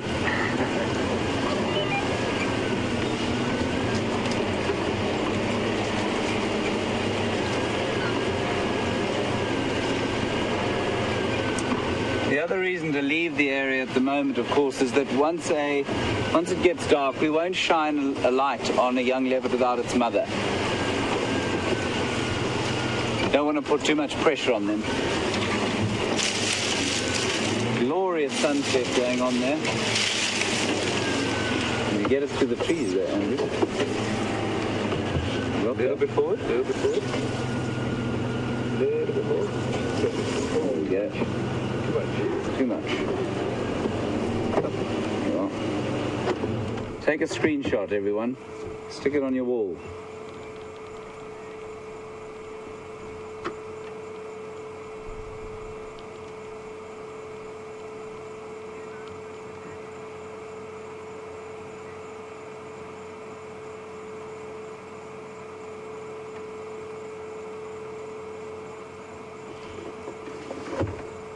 And into my favorite time of the day. And the energy of the bush just changes to the night.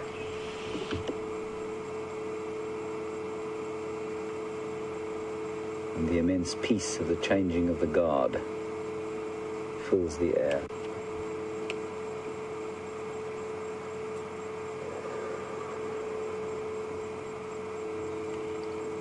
It's like the earth is sighing all around.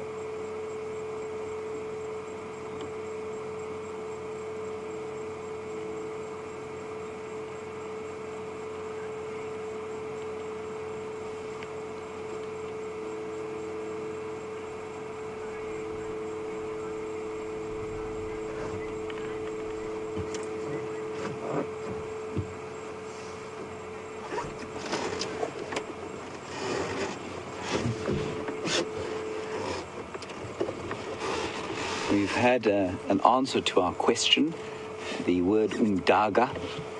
Somebody, or a few of you have come through and said it means mud, and that is absolutely correct. I wonder if any of you know how to spell it, though. I'm not going to tell you. So as I was saying, it just feels like the earth is now breathed out from the, I wouldn't say tension of the day, but it's breathed out, and it's almost going to breathe in again a different kind of energy for the nighttime. And you can't feel it from where you are. Maybe you can, but where we're sitting, where Andrew and I are sitting now in the middle of a block, there are no roads anywhere near us. We can just feel a sense of from the earth around us. It's just a magnificent feeling. So we're going to move gently on around, back to the road, and then down and around.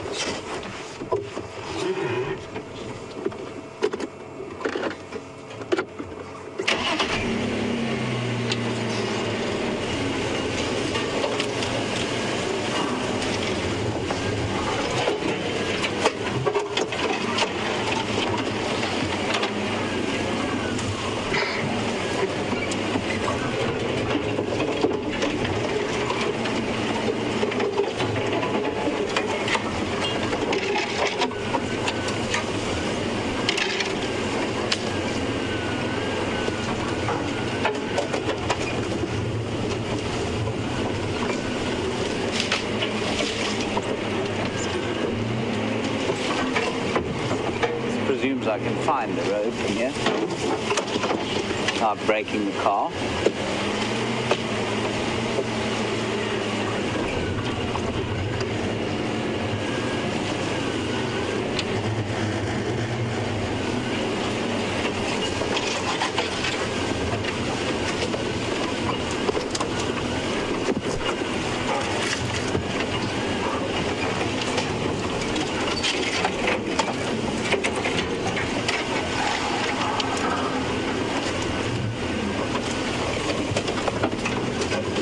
Adjusting my seat there. I'm not of vast stature, so I have to sit on a fairly substantial pile of cushions. Oops, you're right.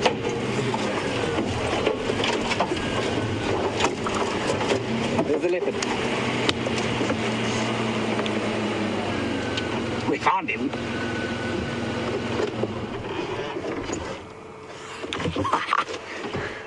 How fantastic is that?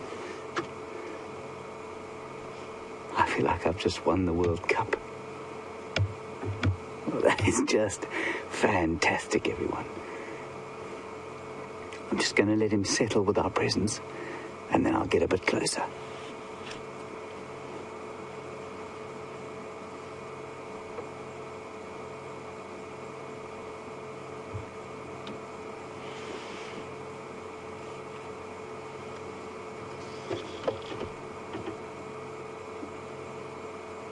Look at him watching us. Right, I'm just going to move very slowly closer to him. I don't know this leopard as well as many of you do, so I'm not sure how relaxed he's going to be. But let's just sneak slowly closer. And again, I'm just going to reiterate that we won't put a light on him because he's on his own without his mum.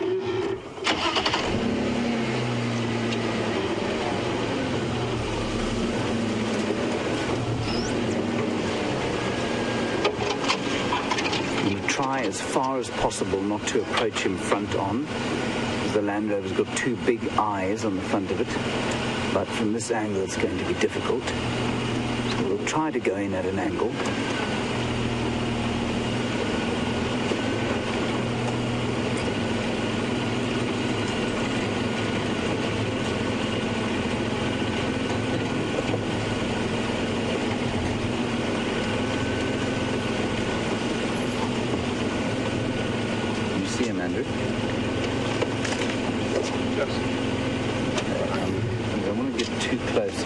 That comfortable. Tell me when you can get a picture. This should be good, I think.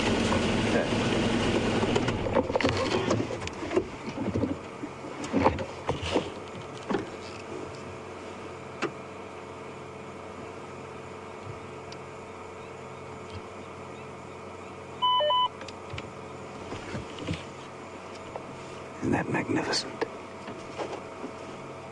So from where we were thrashing around in the bush earlier this afternoon, he's about 150 meters. We were on the wrong side of the road. As I said, the traffic is quite a lot on that road during the day, so we missed his tracks. Someone else from just next door found them and told us where to look. And so we came in on the tracks hoping to bump into him like this. I think if I hadn't dropped the Land Rover into that hole, he wouldn't have sat up and we wouldn't have seen him.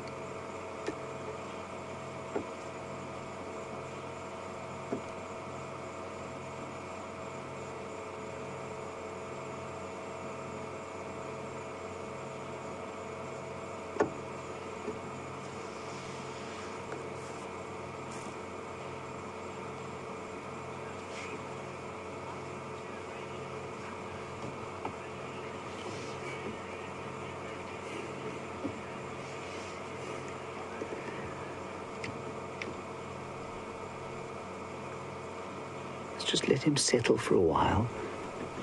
I will try and get a slightly closer view of his face. I wonder if anyone there in the Twitter sphere, it's a very modern word for me, or anyone online can tell me what his spot pattern is.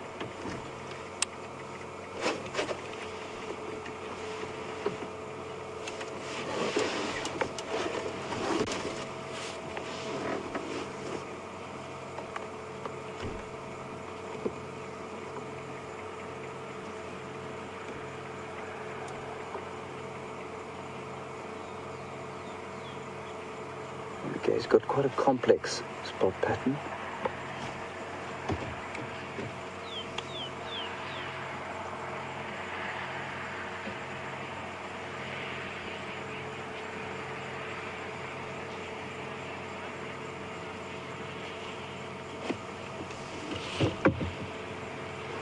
Just to reiterate for you, as he sits up, look at him there. This is an 8-month-old leopard, apparently called Shadow, or Shadow's cub, still in his mother's territory, no doubt. You can see he's a little fellow.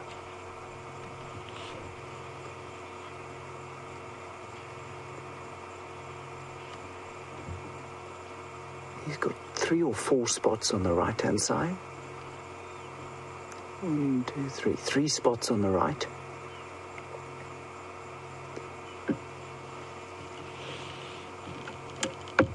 His perfect coat, look at him.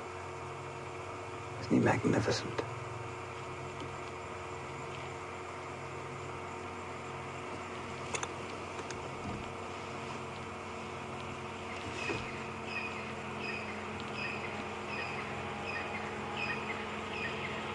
Look how gorgeously he blends into the bush there, heading towards the termite mound.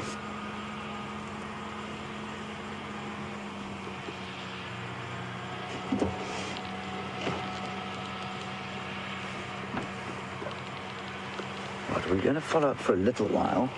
As I say, it's starting to get dark, and I mean, we've had a wonderful sighting already.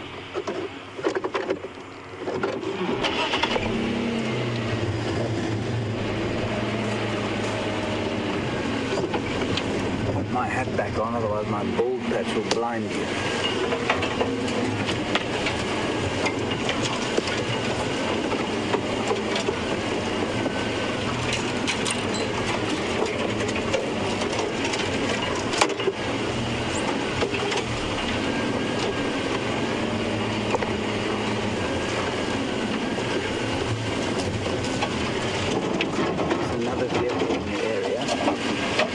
I'm going to stop while that other vehicle's moving because he's a cub. I don't want to put too much pressure on him. So I'm just going to let the other vehicle stop first before I move again. Yeah, you can see he is feeling slightly threatened. So while the other vehicle stopped, we'll move.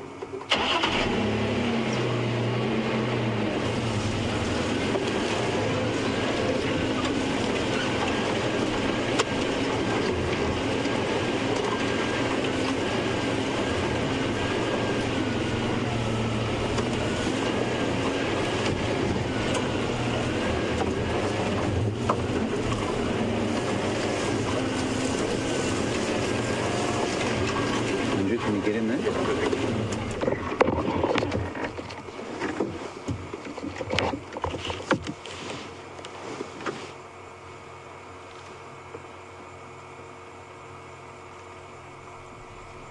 And this, of course, is the best possible light to be watching a leopard in.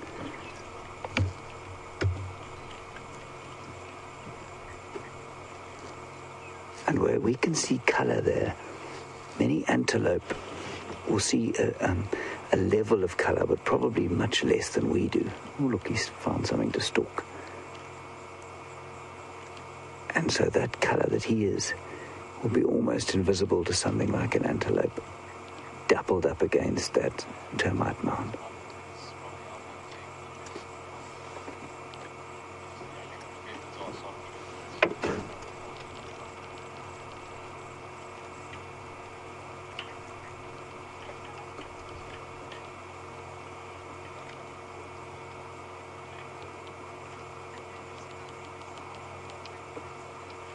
What do you think he's going to jump? Oh.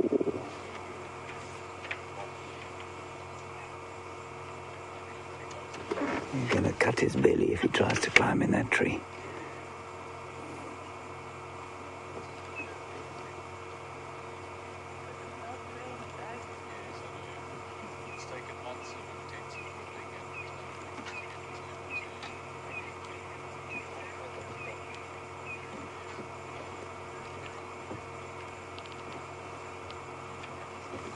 The tree that he's standing underneath is a knobthorn with very nasty thorns on it.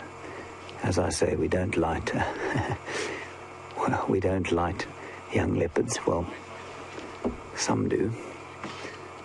It's probably fine. He's almost old enough to be lit.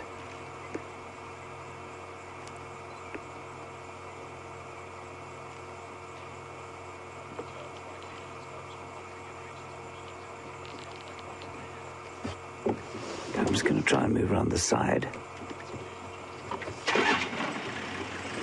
Once they've moved,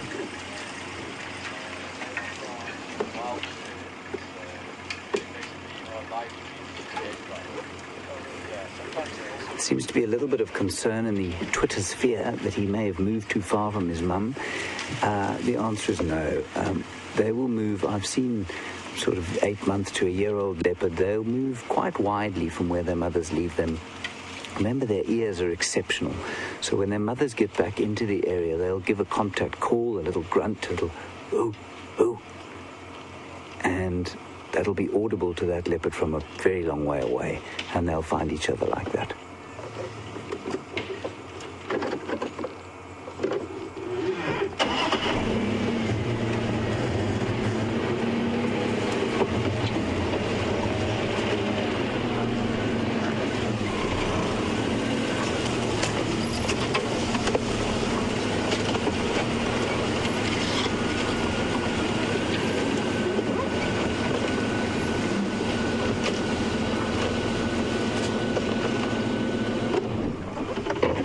Going to go closer than this with the other vehicle on the other side. It might make him feel a bit threatened.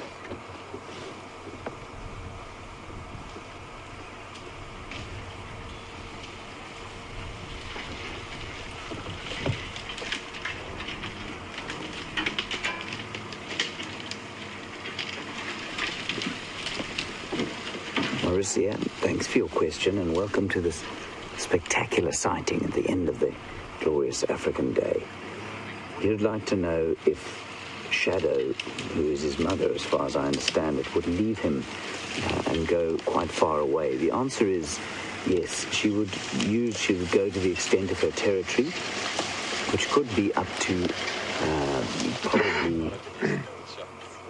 probably 150 hectares or so, which is quite. She would go all over that area, but like I say, she won't leave him for more than, say, 2 or 3 days at a time. They can go without food for up to 2 or 3 days. More likely 24 hours.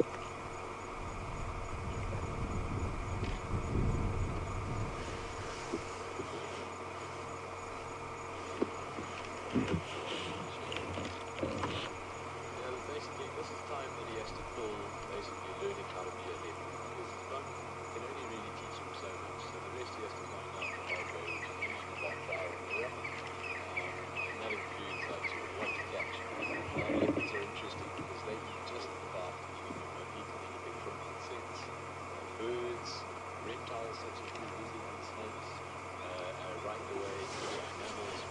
You can imagine if he puts his head down there, that'll be the last you see of him.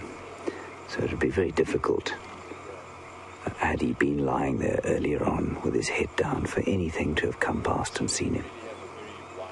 His major threats on his own like this without his mother would come from lions or hyenas, both of which he could escape quite easily by climbing a tree. And, I mean, he would even go into that fairly nasty knobthorn if he had to. He is also, of course, extremely fast.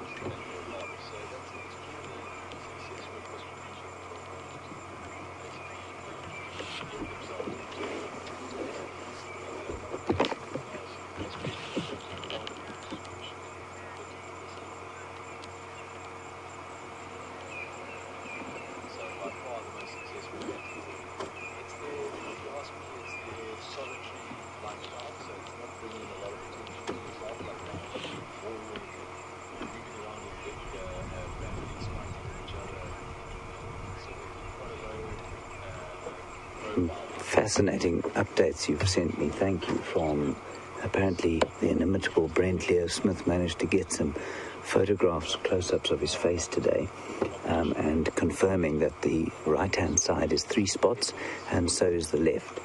So a 3-3 spot pattern. Thank you very much for that, and well done, Brent. The little lens on my camera, I'm afraid, would barely get that termite mount in frame.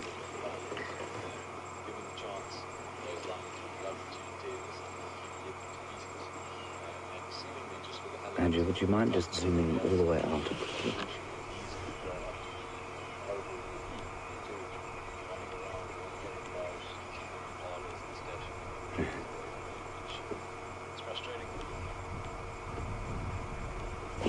That to me is just a wonderful, wonderful example of how gloriously they're able to hide.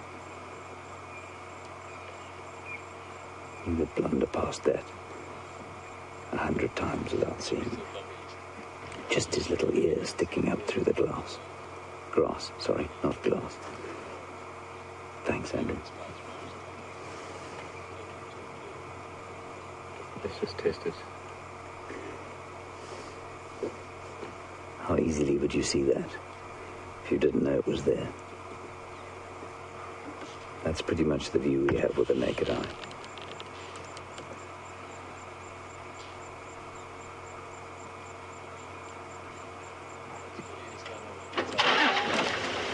Quite like a lion, they've got those black tips to the back of their ears. Black and white, pure black and white, are very unusual colors in the bush. And so that black color is a following mechanism, most likely, that allows him to follow his mother, and likewise.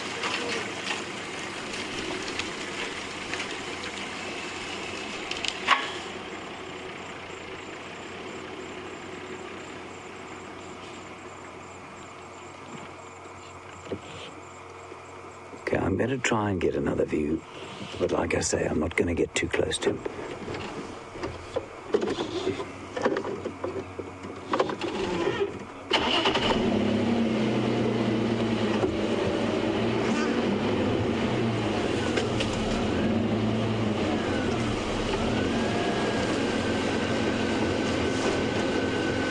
You can see as soon as both vehicles start moving around, you get a little bit antsy. You'll feel slightly cornered, and we don't want that to happen.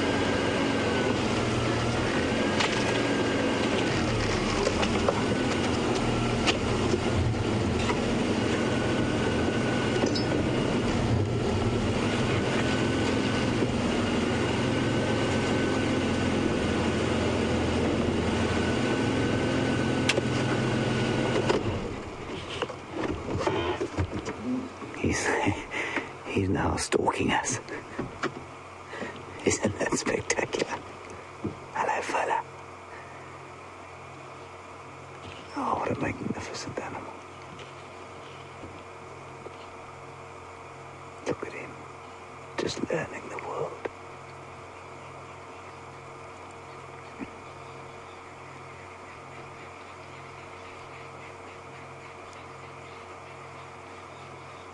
Finding his way.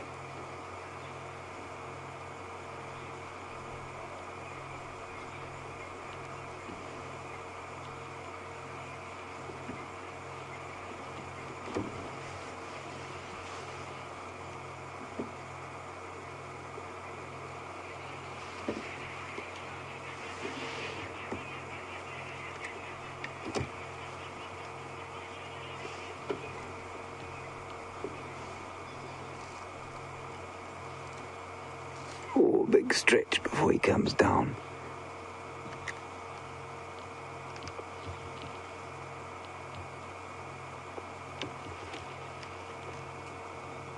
Oh, elegant as only a cat can be. I'm actually going to see if my little camera won't take a picture of him.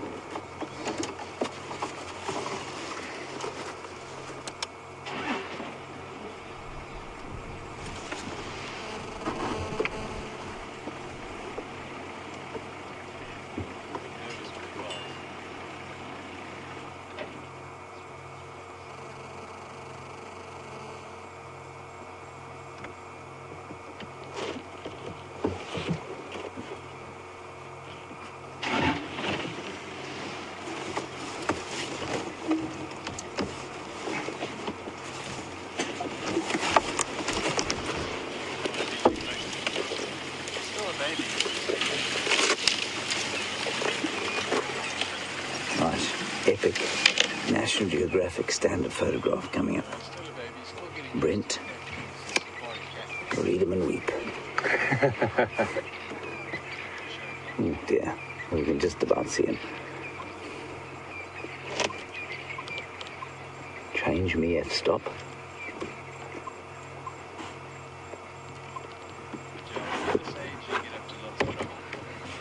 He's almost the same size.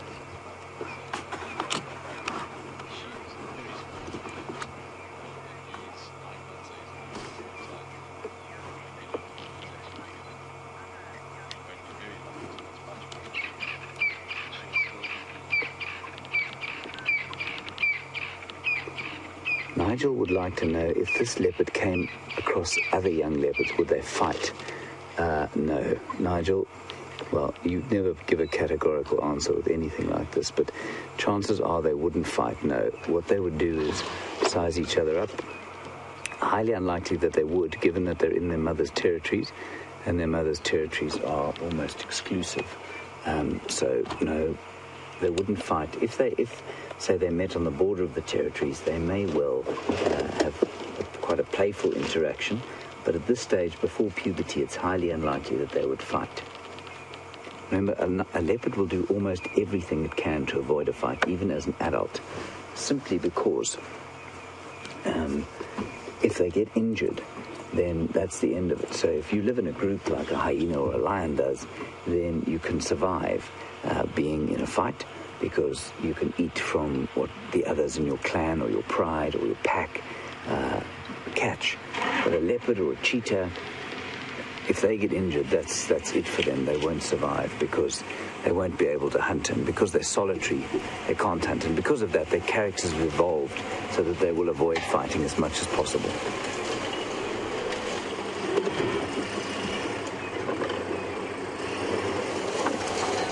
You still see his spots going off there. How's it going? Got no game drive comms, sorry about that. I do, so it's fine. Okay. Thanks a lot. Sure. Anything you know of that in the breeders facility? Nothing. Nothing. No. There's, do you come on super meeting? No. No. Okay, there's a couple of breakaway riders there. Okay. Okay. Cool. All right. See ya. I said I'd keep it to a 2-vehicle lock. Okay. All right. We'll pull out. I'm going to pull out right now. Okay. That was another game drive who you saw in the picture earlier.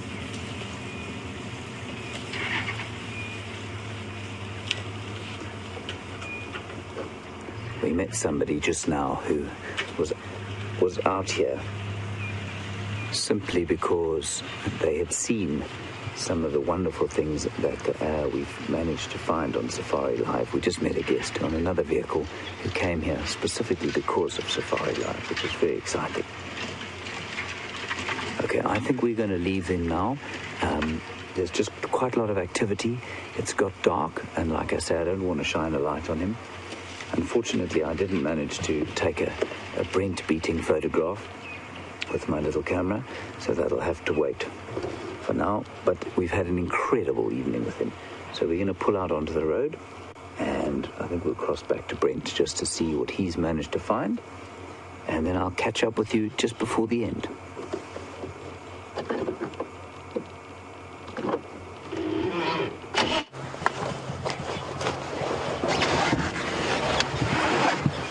Welcome back, everyone, to a magnificent African evening here on the Sunset Safari. Brian and I are just keeping really quiet and standing by in this area. We're trying to listen for any sign of alarm calls or that. I'm convinced that female leopard whose tracks we're following this morning is somewhere in this area. So, been sitting quietly here, enjoying the wonderful view, and just waiting to possibly hear any alarm call. It's the right time of the day for her to get moving. Still think we're going to probably try another loop around the area we think she might be. But we're just going to sit still for another minute or so and just listen to the sounds of the evening. And hopefully we'll hear some alarm calls in that.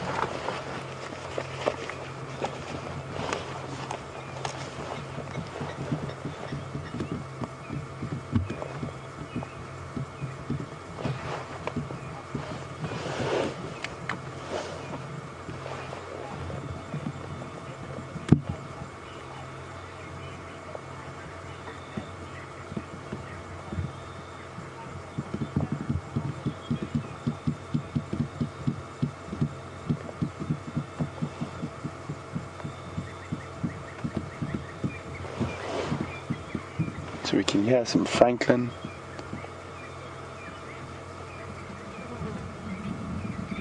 They're not alarm calling, unfortunately.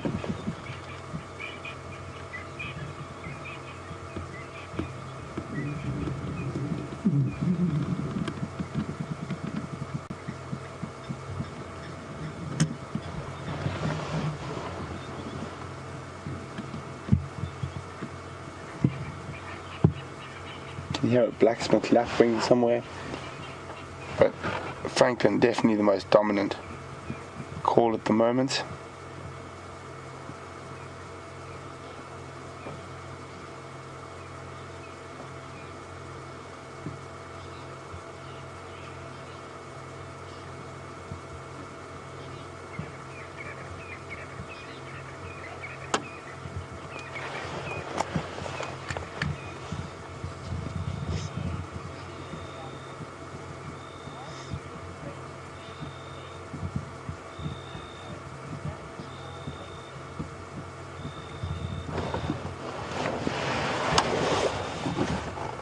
Okay guys, we're going to get on the road again. We haven't heard anything. I think Brian and I are going to keep with that water theory and try some of the small water hole in front of Gallagher again. We have a question from Meg in Boston. Hi Meg, welcome on the Sunset Safari. Nice to have you with us. Meg would like to know what are my favorite areas in Arethusa and in Djuma. Well, Meg, that's quite an interesting question. I have a few favorite areas. Let's get my spotlight out. So Meg, I'll start with Djuma. I think probably my most favorite area in Djuma, there's two of them and they're not actually on the roads. You can only walk there. Oh, it's from Impala heading down to the safety of the open area. there's a section of a lot of little drainage lines filled with beautiful tambuerti trees and whatnot, in between Mumba Road and Leadwood Road, but it's very difficult to get a car in there, and it's really, really beautiful place to walk. So that's probably one of my favorite spots on Djuma. Another one would be the northern side of the drainage line below the Vuyatela Dam wall. There's a beautiful section with the really big jackalberries and stuff. Again, not on the road, but we have driven through there a few times following animals. And then I'll keep it to 3 on Djuma. I think another definite one of my favorite spots is that whole of Drakensberger Road and that whole sort of eastern boundary area. I just find it very beautiful, lovely seep lines and big silver cluster leaves, big marulas, and just a really, really beautiful spot. And I've had such success with finding leopard and lion in that area. Oh, I think I see a bush baby.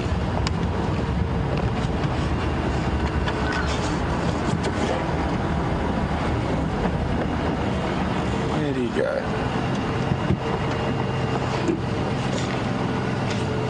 He might have been in the tree behind this one.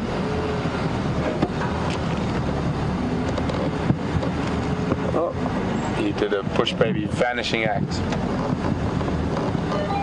Yeah, Dion, I'm flying out. You want to? Yeah, Roger.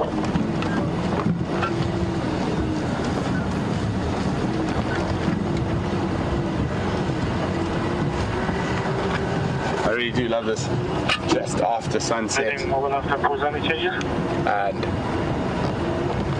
always anticipation that you're going to find something walking down the road towards you.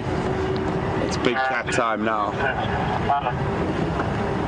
Yeah, ball. Thanks, man.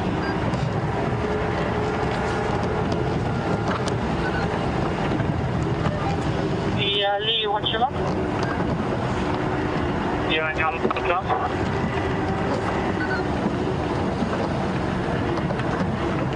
So I'm convinced that that female leopard is somewhere in this vicinity.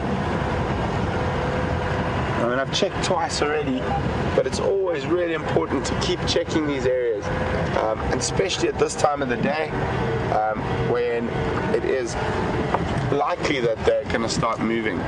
Oh, back to the rest of the question. My favorite section of Arathusa must definitely be the Marakiri drainage.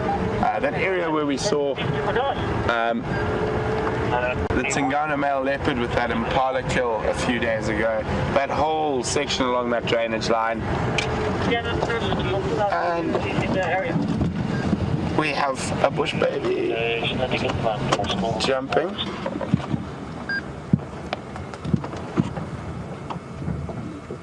Oh, they're so quick.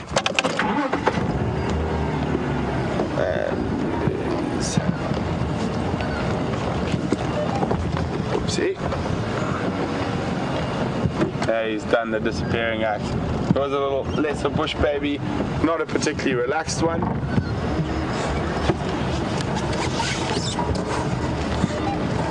They're all getting out to go foraging at the moment.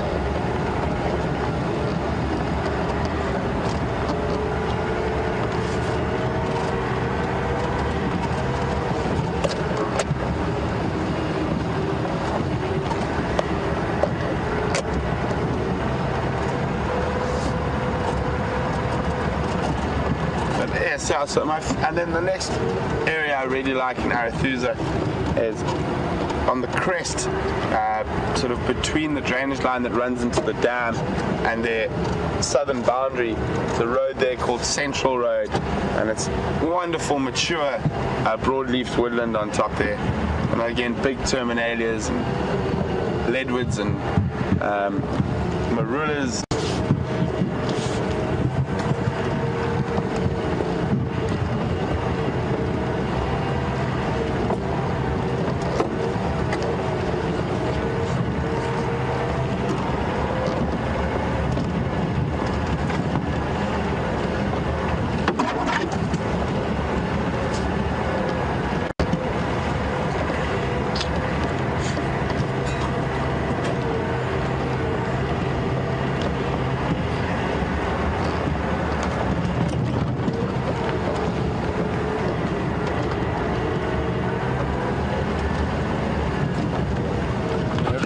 to arrive at the waterhole. And nope.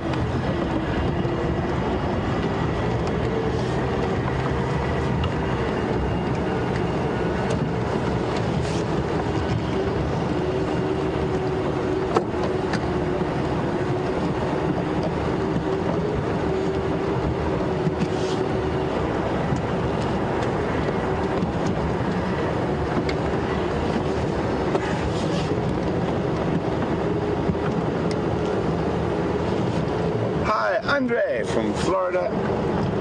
Andre was wondering how flash photography might affect predators. I think there were some flashes going off when you were with James and that young male leopard. Andre, it doesn't affect them at all. It's really not a problem. They absolutely do not mind it at all. It doesn't affect their behavior or their movements. So not a problem at all.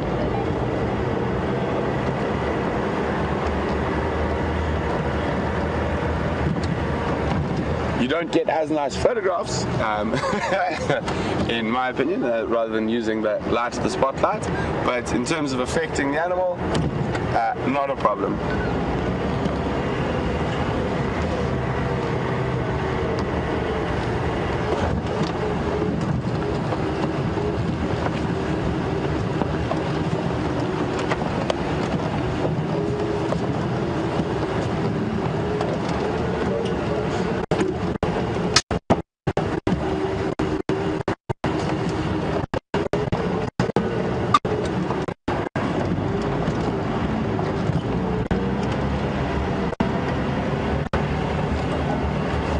Down quite quickly now.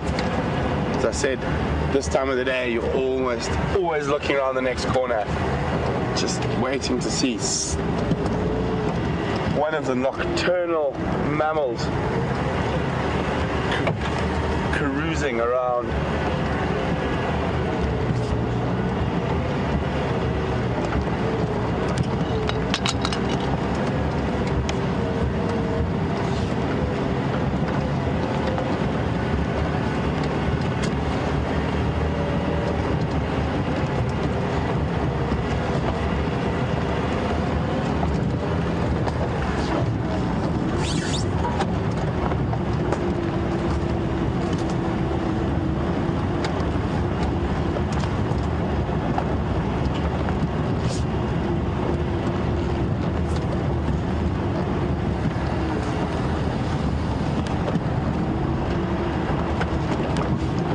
So, nothing here. We're going to check down towards the Juma Dam camp. Maybe a little bit more luck in that direction.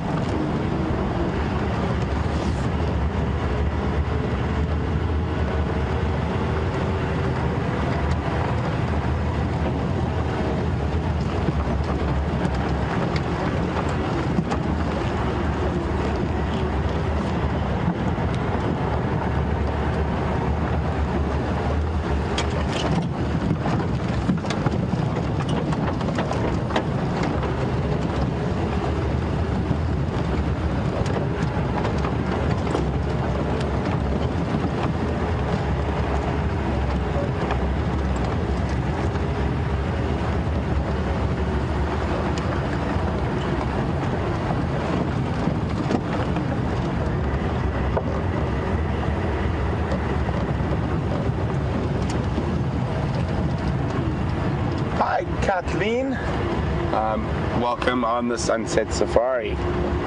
Kathleen would like to know, are there still chameleons around? I have not seen any for a while, Kathleen. I think the cold weather has set in, and I think we're going to have to wait until it warms up again to start seeing chameleons. You never know, we might get lucky and find one or two late season chameleons, but I think especially after it dropping down to about 14 degrees this morning, I think our chameleon hunting days are over.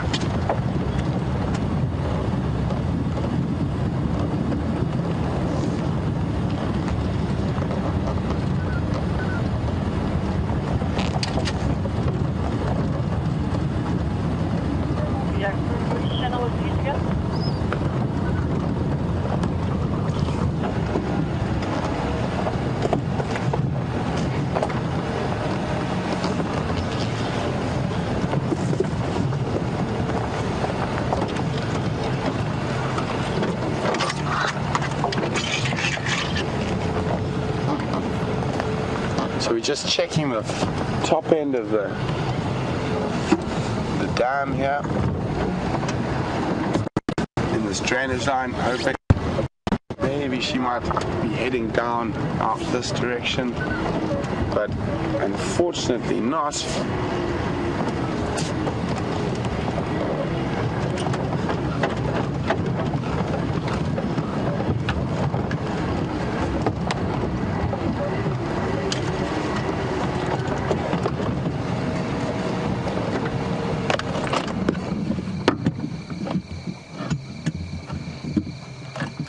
Listen for a few seconds.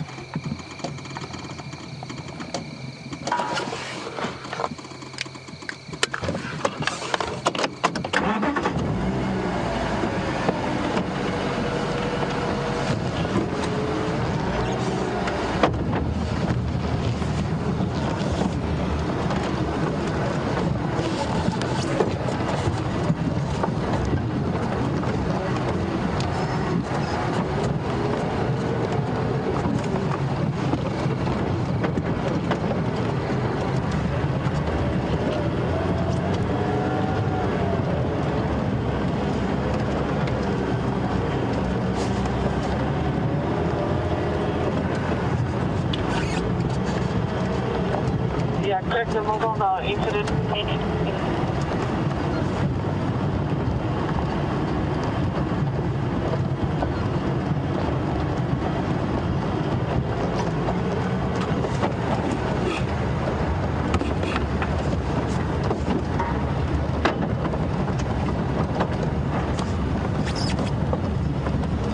We've just got a really incredible message in from Angie in Ohio and the Dayton's Children Cancer Unit. All the nurses are wanting to thank us for putting a smile on the children's faces.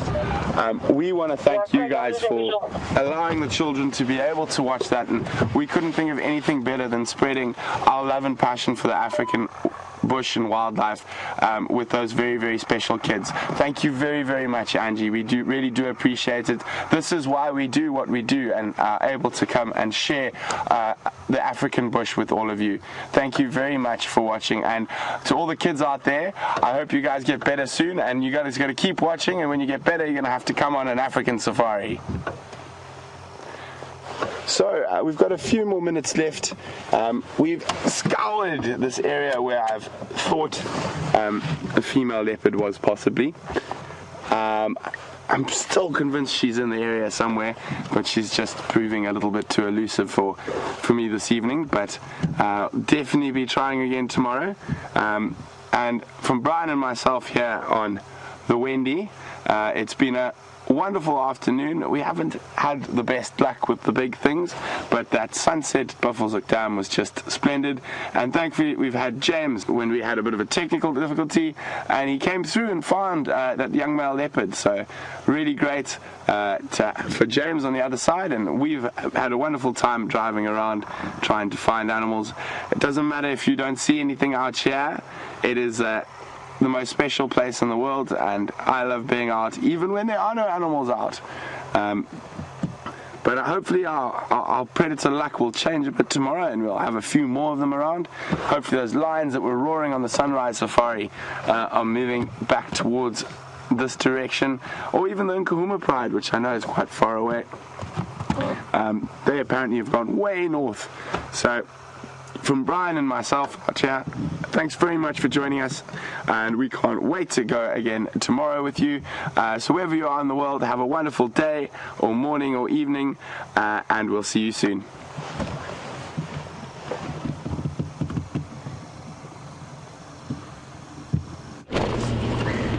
Welcome back, everyone. As you can see, night has fallen in Africa. I'm sure you saw that with Brent. Andrew and I are still flush with the sense of victory after that magnificent leopard, and we're just making our way slowly back to camp and seeing what we can see on the way. Talking to you and shining the spotlight is something of a difficulty for me because I don't multitask very well. But what I do want to do is show you my award-winning photograph that I took. So I'm just going to stop up here and show it to you. It's not really award-winning. I'm just going to show you the sunset that we managed to see. Here is my enormous camera.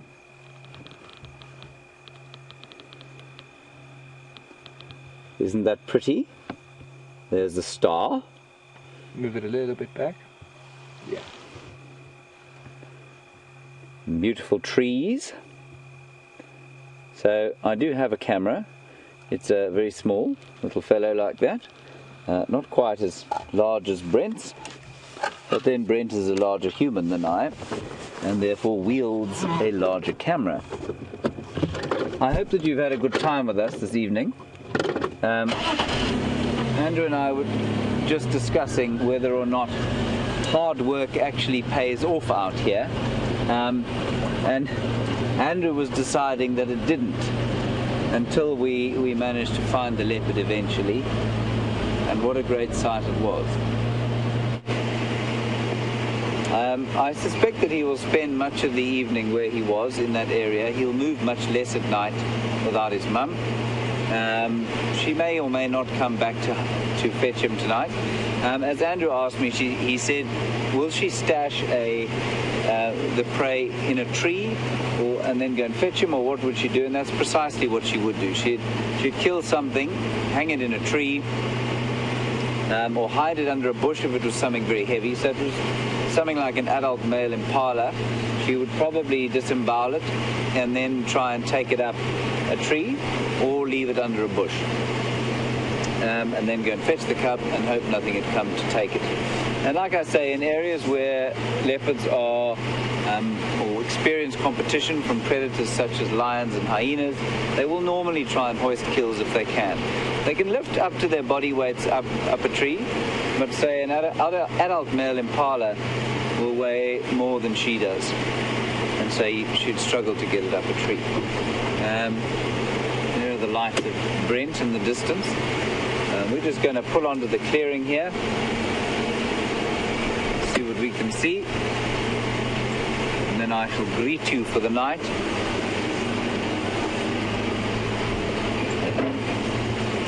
Yeah. Hit something there.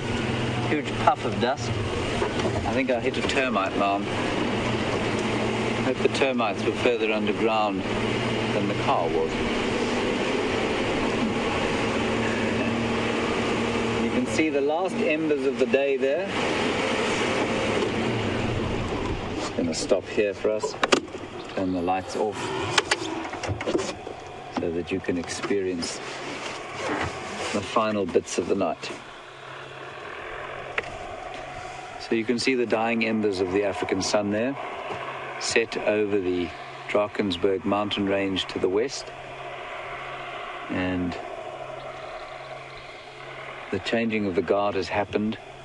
So all around there are a few nightjars calling, hopefully some lions later tonight, and we'll try and find them in the morning for you. So I hope you've had a good time tonight. Thanks for all your contributions. They've been much appreciated. We've had a great time, and we'll see you in the morning.